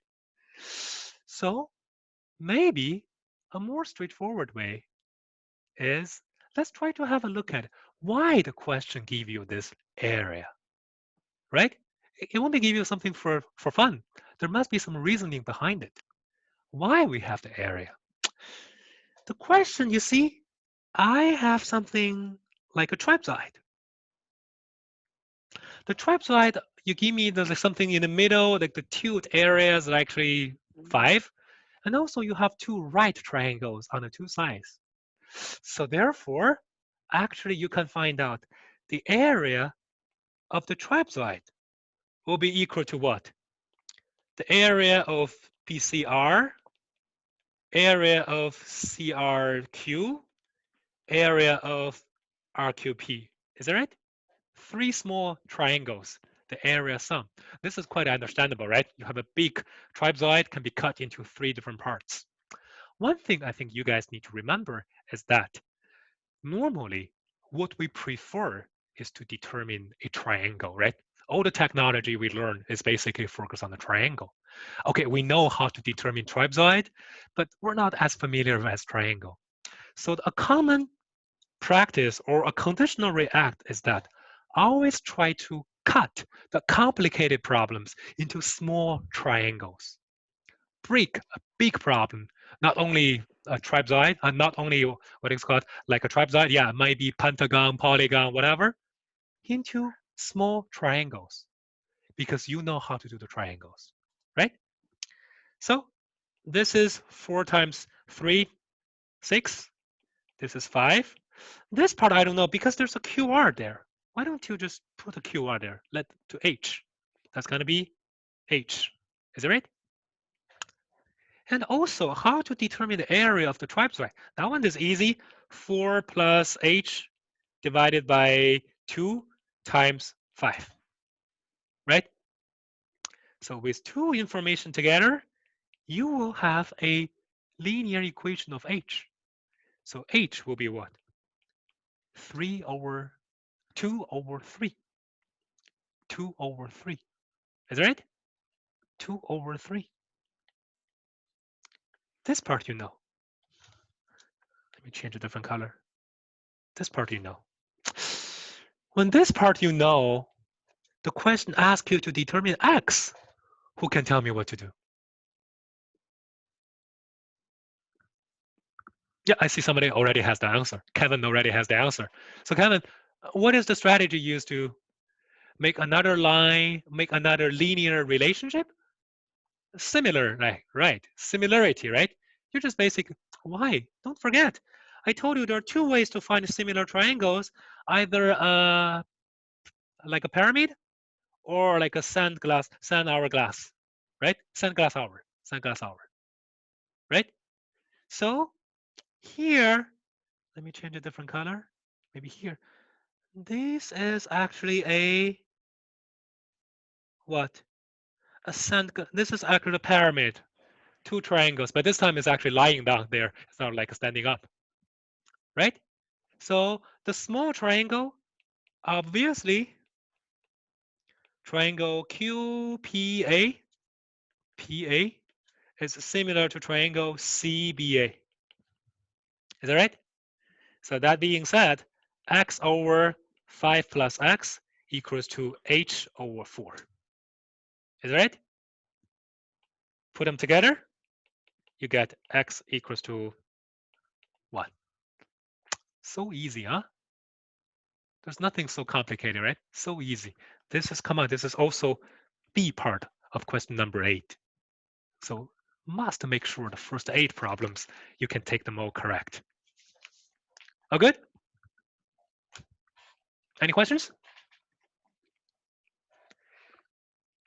Can you explain how you get h again? How I get h? How I get h is here. You see? In this trapezoid, there are two ways to determine the area of the trapezoid. One is using the top plus the bottom and times the height divided by 2.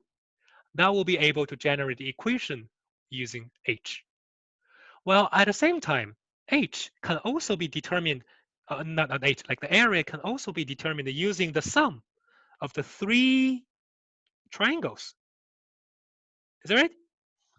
So you'll be able to determine the area of the 3 triangles, add them together, you will get what you need. Talking about an equation about h, and you'll be able to solve the equation and get a value for h. Is it good? Any questions, please let me know. Okay? If all good, another question. This is a question from, oops, from here. Yes. This is a question from 2007, question number 8, B part. Number 7, okay?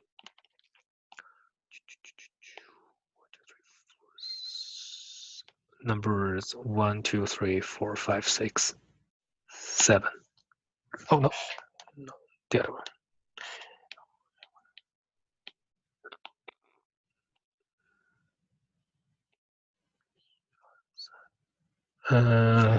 Let me see, because I want to make sure this is the right question. I drag it out.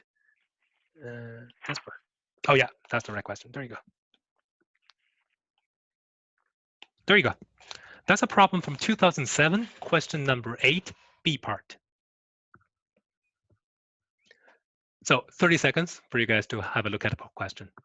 How about what are the 4 points that makes the sand thing? I get all the steps before that.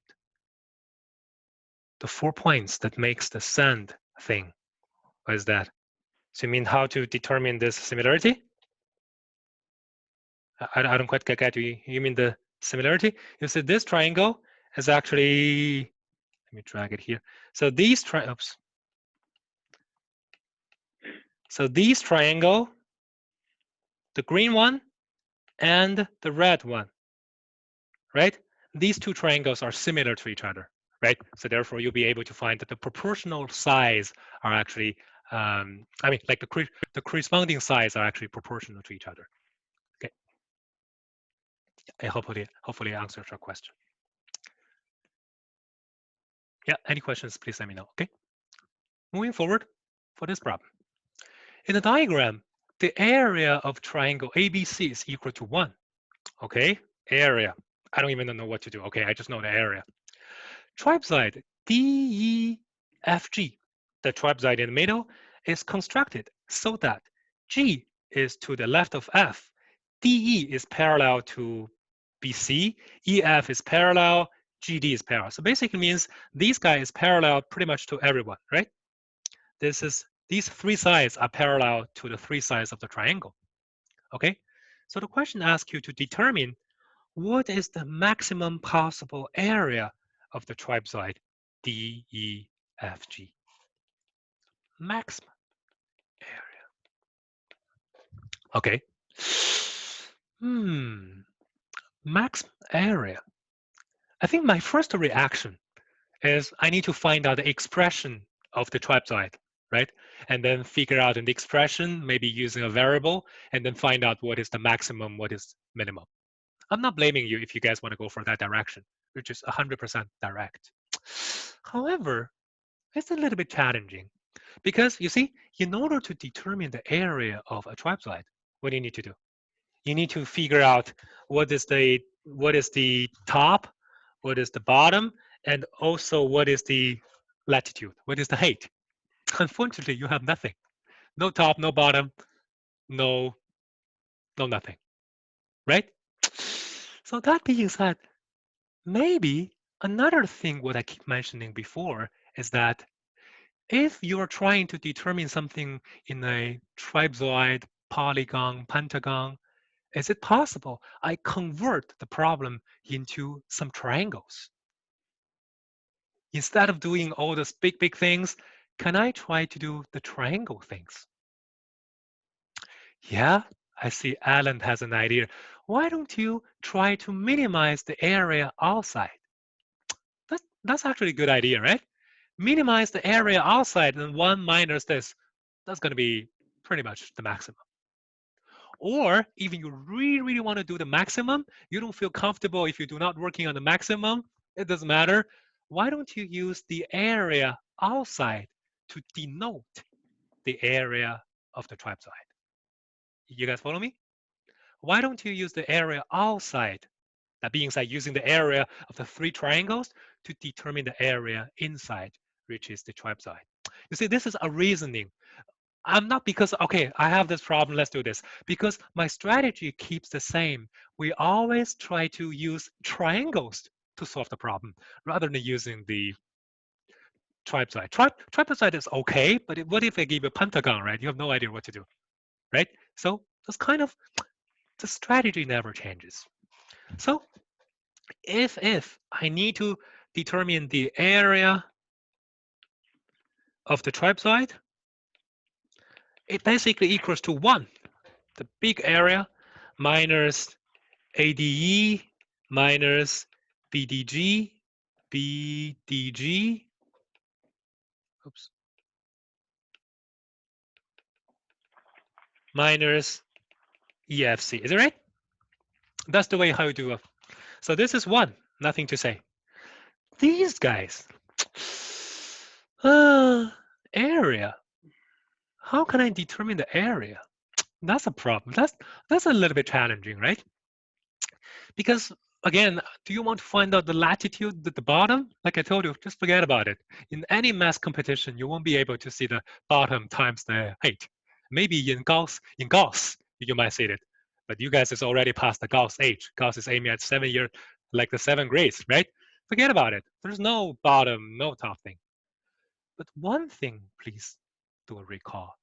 In our knowledge, like the concepts conclusion part at the very beginning I mentioned, in the similarity, there's a very important properties, which is the areas ratio should be the similarities ratio's perfect square.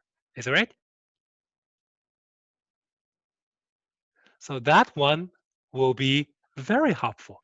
Actually, this is a favorite for the AMC, for like the Euclid. Euclid really like, even AMC as well.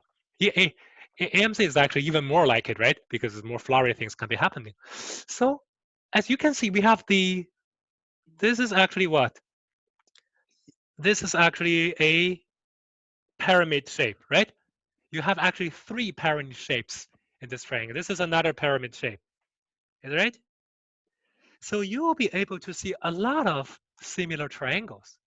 So maybe I will be able to determine the area of the 3 little triangles, 1, 2, 3, not using the very complicated like bottom times like the height. I just use the similarity. I might be able to determine the area of them. Let's have a quick look.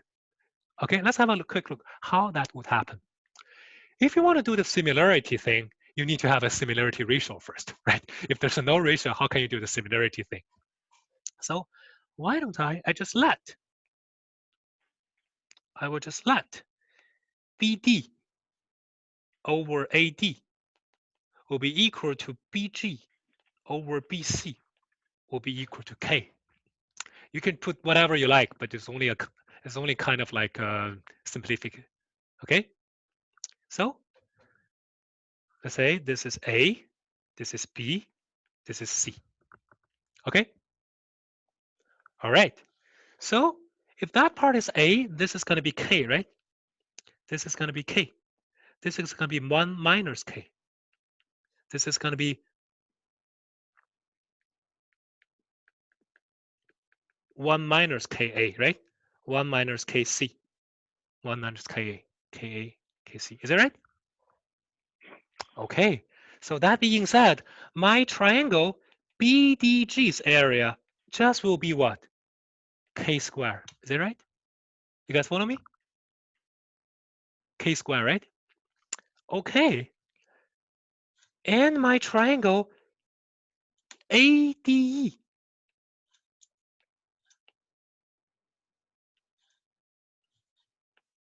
ADE. This triangle. What about the area of this triangle? Who can tell me? What is the area of this triangle? 1 minus K square, right? I see somebody already has the answer, right? Because the similarity to this part becomes 1 minus K square. Okay. Then what about my last triangle? Let me change the last color. EFC. What about this triangle? Again, it's the same thing. I want to find this triangle is similar to the big triangle as well, right? How can I find out the similarity for this triangle? Who can tell me? K square, right? I see Larry has the right answer. K square. Why? Why, Larry?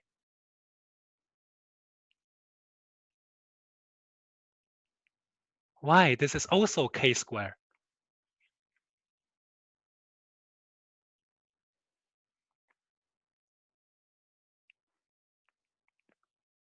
That one is easy. This is not complicated. Yeah, I see Larry already has the answer. Alan as well. Because let's have a look. This part over this part is K over 1, right? So that being said, this part over this part is 1 over K over 1. This part over this part will be 1 over K over 1. So this part over this part will be K. Is that right? So you have 3 sides. You can actually pass on these similar relationships. Are you guys following me? Is it good? No? Okay, let me say it one more time. Okay. This part over this part is 1 over K, right? This is what I indicated in my original hypothesis. So this part over this part will be K over 1. So this part will be 1 minus K, right? Okay. So this part over this part will be 1 over K over 1 minus K over 1. This part, this is also parallel. Don't forget, this part over this part will be also 1 over K minus 1 over 1. Is that right? Here over here will be equal to here over here. K 1 minus K over 1. So that being said, means this part over this part is 1 over K over 1. 1 minus K over 1. Right? So that being said means this part is k. This is 1 minus k. This is 1, and this one will be k. Is that right? This part will be k. So this is going to be k over 1. This part will be k over 1. So therefore, you can actually transfer this proportional from the first triangle to the third triangle and then to the second triangle. Is it good? So far, so good? Why the side is 1? No, the side is not 1. I just basically want to give you an example. This is C. This is B. This is A. Okay. If this is K, this is actually, okay, I'm just told it. Okay, let me try to put it here. I think you guys have some questions. You don't understand what I'm trying to say.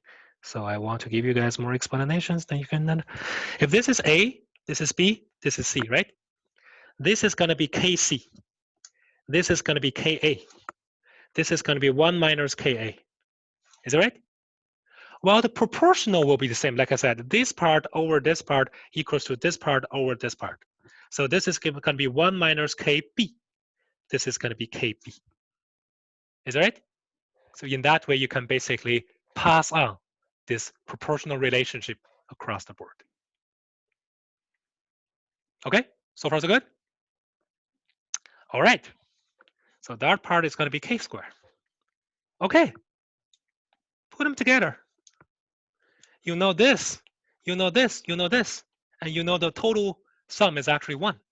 So the area of the trapezoid is going to be 1 minus k squared minus 1 minus k squared minus k squared. Is it good?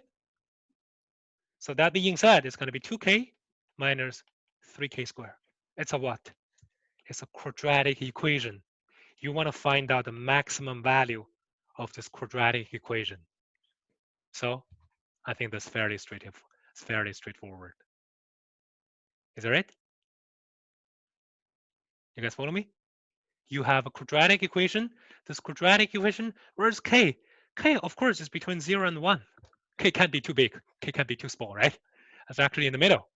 So actually, the question is so nice.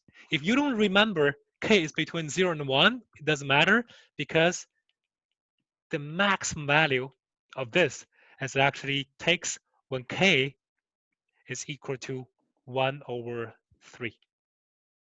1 over 3. So the question is nice. If they give you the maximum value at 4 or something, then if you do not know 1 over k is between 0 and 1, you might have the wrong answer. But Euclid is nice. It's not like AMC. So it just basically, if you do not remember this, not a big deal. You will automatically have k between 1, 0, and 1. So that is actually, so the maximum value is actually, I don't know, what is that? It's 1 over 3. I think it's 1 over 3. When k is equal to 1 over 3, the maximum value is 1 over 3. You guys follow me? Okay. This is also a question number, this is also a B part, question number 8B part. So you see it's not super difficult, right? As long as you understand like the basic concepts, you'll be able to do it correct. Okay, next problem. Today we might go a little bit beyond our timeline because I spent some time doing the introduction, blah, blah, blah things. But normally we should be 2 hours. We might go for maybe 10 minutes more than that, okay? So another problem is 2001, question number 9. Question number 9 in 2001.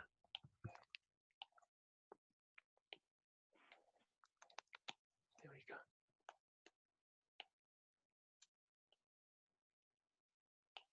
Okay. Again, this is like only one problem. There's not like ABC thing, yeah. But these days you're no longer seeing this. This is like almost like 20 years ago, right?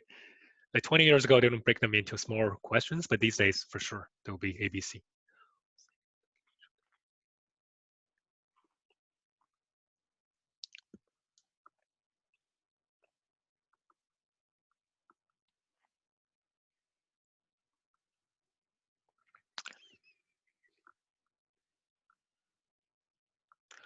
Okay, so let's have a look at a question together.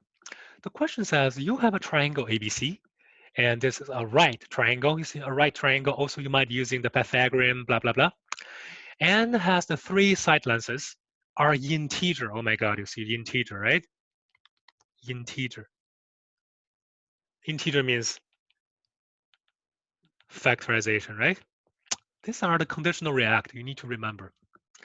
A second triangle PQR is located inside a triangle ABC, such that the three sizes are parallel to the three sizes of the bigger triangle. So of course, these two triangles are what? Similar to each other, right? They're all parallel, they're similar to each other. And the distance between these two parallel lines are actually 2. So 2, 2, 2 on the three sides. So determine the side lengths of all possible triangles ABC such that the area of ABC is 9 times of the area of the little one PQR. Area big over area small is 9/1. So it means what? Using your conditional react, right? Whenever you see the similar triangle, you see the side, you see the similarity and area, automatically it means PQ, AB, QR, BC, PR, AC equals to what? 1/3. Yeah, I actually put a small one inside, right? 1/3. Is that right? These are common sense. The major focus of the core focus of our lecture is just to help you guys have this common sense. I know to have a common sense is very difficult. 8 lectures is far away from enough. But you know what? It is what it is. Hopefully our 8 lectures can give you guys a little bit heads up, help you guys create such a habit. In the long run, you may be able to just really take it out. All right, so 1/3. Okay, 1/3. It means what? If this is A, this is going to be A/3, right? If this is B, B/3. This is C, C/3. All right. Again, this is a little bit similar with one of the problems previously. Like the triangle is actually floating in the middle. There's no way for me to do a floating problem, right? We're not doing like the magnitude, right? We're not doing like any kind of this. This is not physics. This is like mathematics. We need to make it landing on the ground. How can I make it landing on the ground? Of course, I can't do it falsely. I need to find out some relationships. The more I find out the relationships, the easier for me to build up the build up the correlationship, right, between all the parts. So, like Jennifer mentioned, why don't you make up 3 trapezoids? That looks like a very good idea. Let me just do a connection here, connection here, connection here. Okay? Because the total area triangle ABC is actually equal to AB over 2, right? A times, this is a right triangle, A times B over 2. And triangle ABC can also be split into 4 different parts. 3 trapezoid plus 1 little triangle in the middle. Is that right? This makes sense, right? This is not a rocket science. You guys can understand. And the question is so nice, already tell you the height of the trapezoid. And the 2 sides, one is A, one is A/3. You should be able to do this, right? So easy. So I won't be really taking you guys too much time doing the calculation. Just put everything together. You're going to have maybe 2. Again, I'm doing so fast because I have the answer. You need to find them one by one to make it happen. The 3 trapezoid plus the little triangle all together, you have such an equation. Doing some rearrangement. You're going to have AC equals to 3C, 3B, 3A. Okay. 3C, 3A, 3B. Okay. All right. Let's go. Okay, so with all those information, what can I do? I must know the relationship because now they have like three different variables. This is a Delphintian equation, right? So that being said, AC equals to 3C plus 3B plus 3A. Just basically list them out. Why not? Why AC, not AB? What do you mean by now AC, not AB?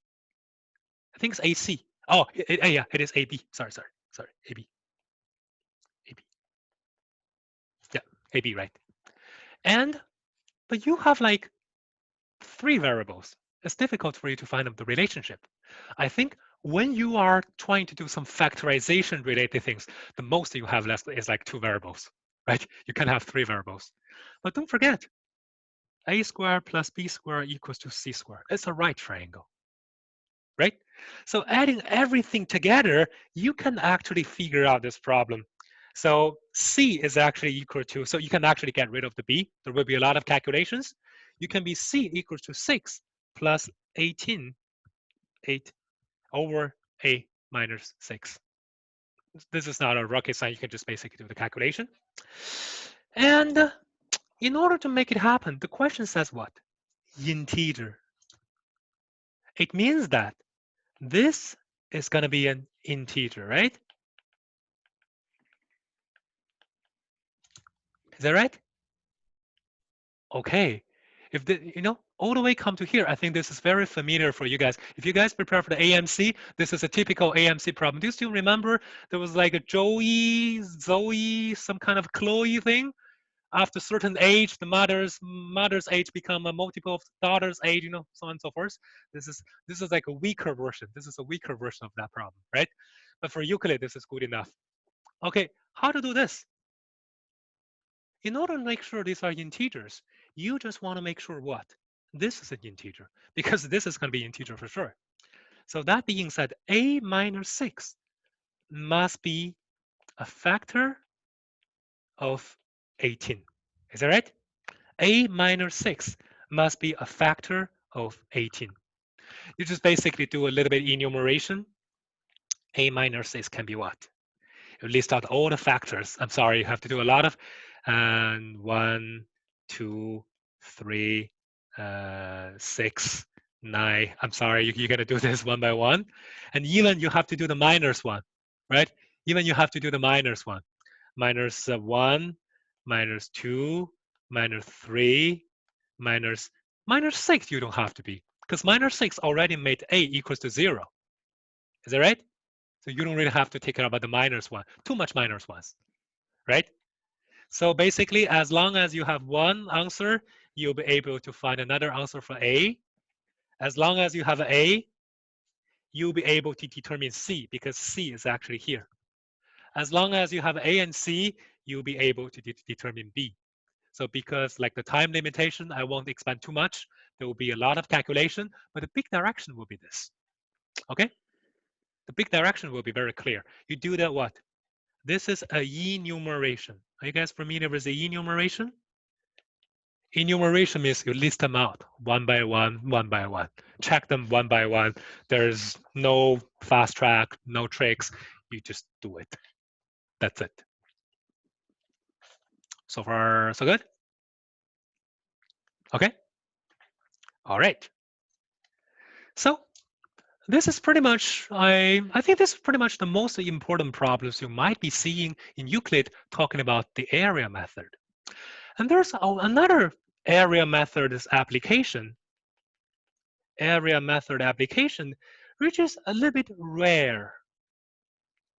When I say rare, it means it's kind of rare in the Euclid. It's kind of rare in the Euclid because it only tested once in the last 20 years. However, it's not rare at all for the COMC. You guys familiar with COMC? Because COMC and the Euclid, they are basically organized by the same, it's like the same entity, like the Waterloo's like the CEMC, right? CEMC. They're all basically organized by the Waterloo University. COMC stands for the Canadian Open Math Challenge. Canadian Open Math Challenge. So that problem is actually pretty common for the AMC, for the COMC, but a little bit rare for Euclid. because I have a feeling that Euclid is becoming more and more difficult. So I would really like to take this opportunity, give you guys a little bit of idea about that kind of problem. Only one example, because we only tested once in the last 20 years. Only one thing, you get an idea. This is kind of the famous rotation and reflection problem. Rotation and reflection problem. This is only tested once in Euclid, but tested several times in the COMC. So I'll give you guys some idea. So if this is the first time for you to see the problem, I think it is impossible for you to solve it by yourself. But if you know the idea a little bit, you might be able to take it out. A question like this. It was also in AMC 12A this year. Oh, I didn't really check I didn't really check it very one by one. In my article, only checked the last 5 problems for A for like 12 and what is it called? 12 and 10. I think that's the most important thing. Yeah, you see, AMC and Euclid are actually copying one from another. Euclid likes to copy AMC more. Sometimes AMC will copy back. Okay, so this is like one of the example. So this is a typical rotation problem. I'll show you guys why this is a rotation. Something like this. In a diagram, ABCD is a square. Points E and F are chosen on the AC so that this part is 45 degrees. So this is X, AE equals to X, EF Y, FZ equals to FC equals Z. The question asks you how to determine Y squared equals to X squared plus Z squared. First of all, who can tell me the first reaction, how to do this problem? Forget about how to do the rotation or like whatever. What is the big direction to solve this problem? Who can tell me? The big direction. Not a specific how to do the auxiliary line, how to do a big, how to, yeah, I see pretty much everyone has the right answer. The only way to make it out is to make sure we can put them into a right triangle, right? If we're in a right triangle, we can use the Pythagorean theorem, blah, blah, blah. If they are in the middle of nowhere in the same line, of course, there's no way for me to do it, right? So the $1 million question.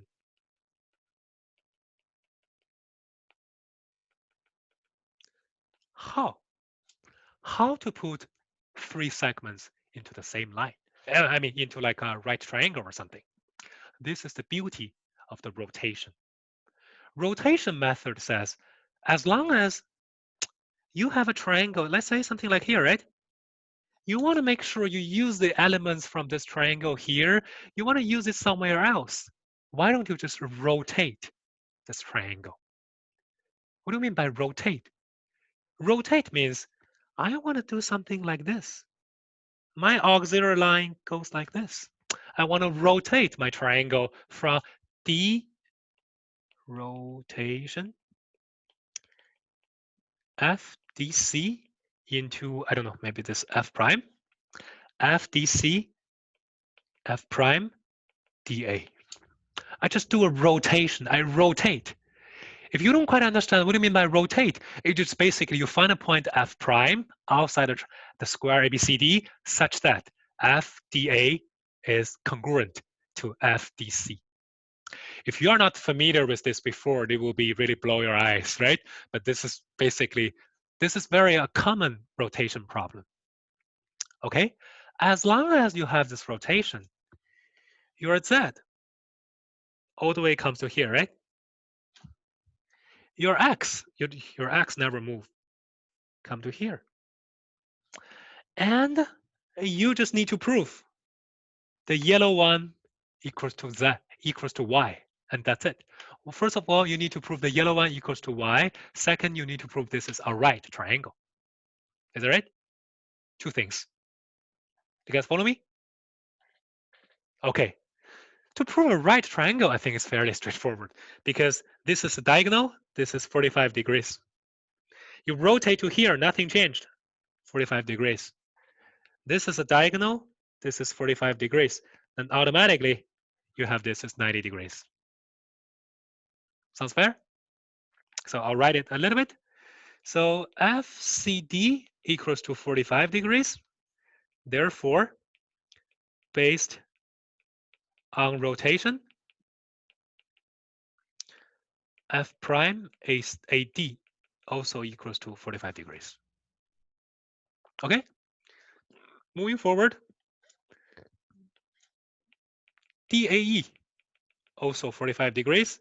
Put them together, f prime AE 90 degrees. Okay?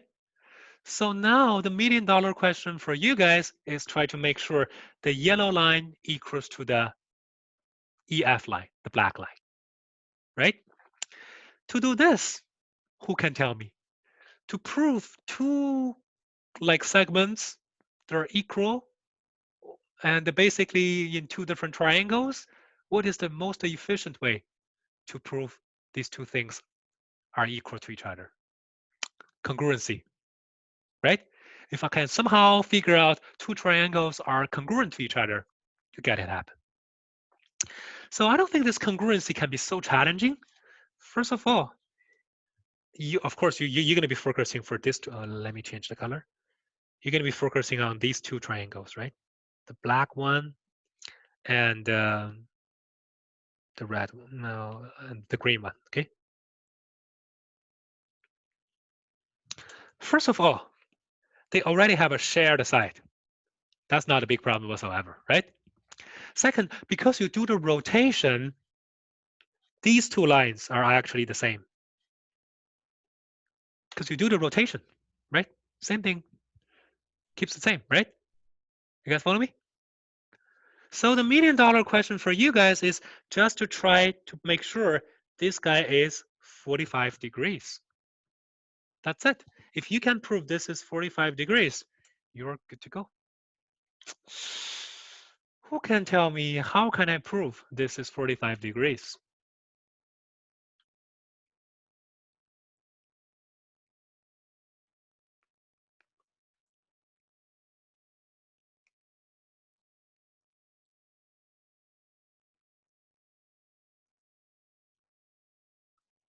Yeah, that's pretty much the last problem. So I'll give you guys maybe 1 minute. Think about it. How to prove this 45 degrees? We're only like one step away from the right solution, from the final answer, right? If you can get this correct, you're good to go. If you can't get it correct, no problem. This is question number 9, B part. You already make your quota, right? You already make your quota. You're good. If you get stuck, we're good. So maybe I'm going to ask Alan to give us my ideas. Can you talk? It's easier instead of. So we know that like FDC, the angle there is going to be equal to the angle F prime DA. We also know that ADC subtracting the 45 degrees is going to give us ADE. So then we can find that angle, and then that angle plus that angle should just give also 45. Yep, exactly. You guys follow Alan? Fairly straightforward, right? Because DFC is equal to, oh, not DFC, sorry. Just gonna put it up. Because this rotation, we have FDC equals FD prime C, right? This guy equals to this guy because of this rotation. And because FDE is equal to 45 degrees, this is 45 degrees. So that means ADE plus FDC equals to 45 degrees, right? I have things here. I can do replacement. I can ADE plus F prime DC equals 45 degrees as well, right? Because this part equals to this part. I can basically do a substitution. ADE F prime DC, ADE F prime DC. This is actually what? F prime DE, right?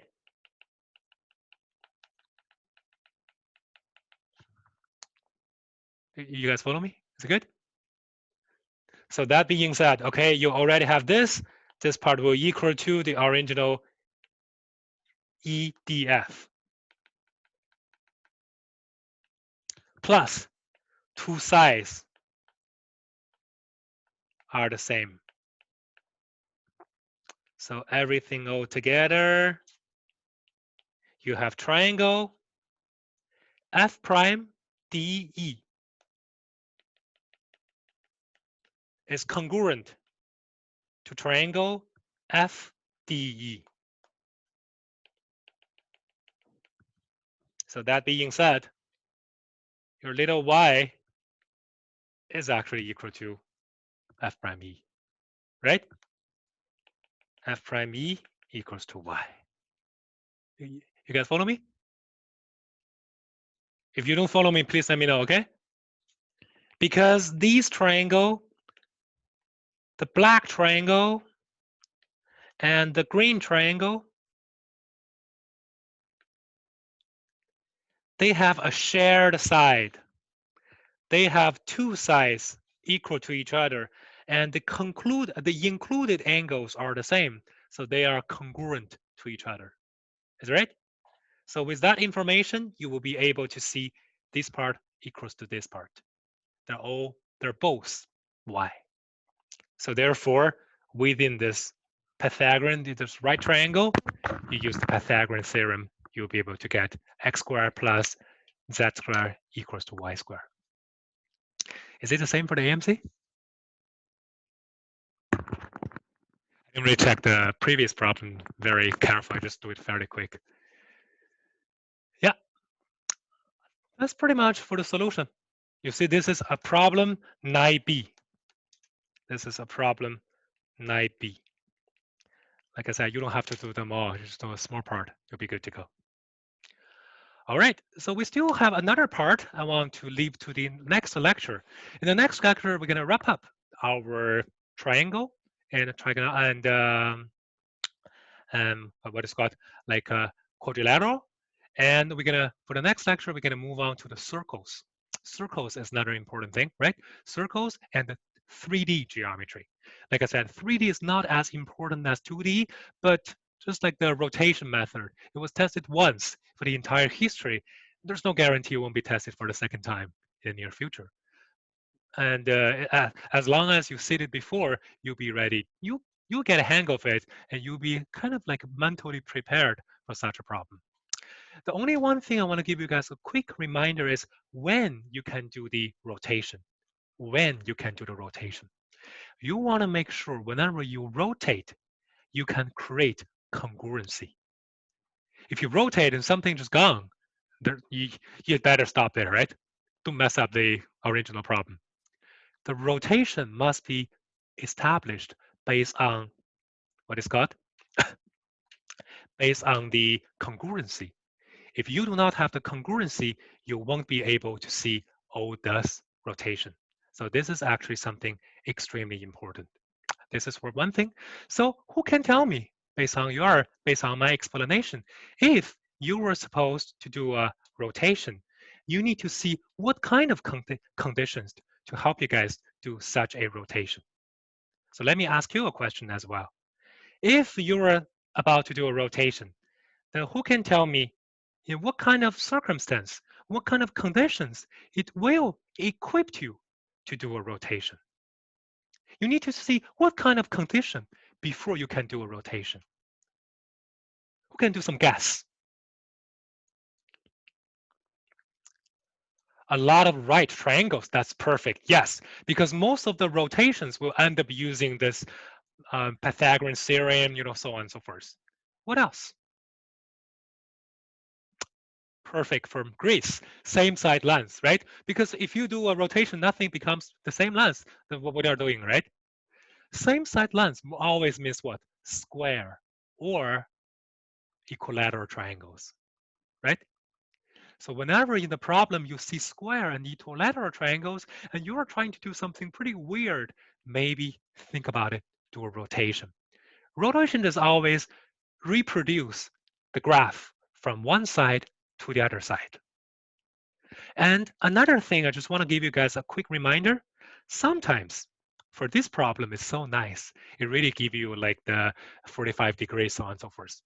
Sometimes, some question, just like in our AMC, you know, this year, AMC used the rotation. Is that right? You still remember? AMC, I think it's AMC 12, right? We used the rotation in the last 5 problems. You still remember? It's like a problem. So you still remember? So this is like the problem here. You want to calculate the area. You basically do a rotation, right? You find out exactly the same thing. In the other here, you basically find out. So what I'm trying to say is that in the rotation problem, most of the time, what you want to do is, first of all, square, quadrilateral, like equilateral triangle. Second is that what you want to do is sometimes they give you some very special side lengths. Then after the rotation, you automatically form a right triangle. You need to use the reversed Pythagorean theorem to create the right triangle. If you know what, if you're not familiar what I'm talking about, no worries, because Euclid doesn't ask this too much. Well, AMC and COMC, they will ask for this. Okay? So I think, yeah, I think we're a little bit over the time because there are a lot of like preliminary discussions at the very beginning. Normally it was like an hour, like 2 hours, a little bit. All right, so I think that's pretty much today's lecture. You have any questions for me? Oh, good. Okay, perfect. So in that being said, I'm gonna upload assignment to our Google Class. If you do not get my invitation or you didn't accept an invitation, try to accept an invitation, then you will be able to access to the Google Class and you will see our assignments. We have 3 assignments for each lecture. We're gonna talk about it for the next lecture. All right. So I think that's pretty much for the first lecture. Hope you guys will still enjoy the first lecture, and I'll see you guys for the next lecture. Bye, guys.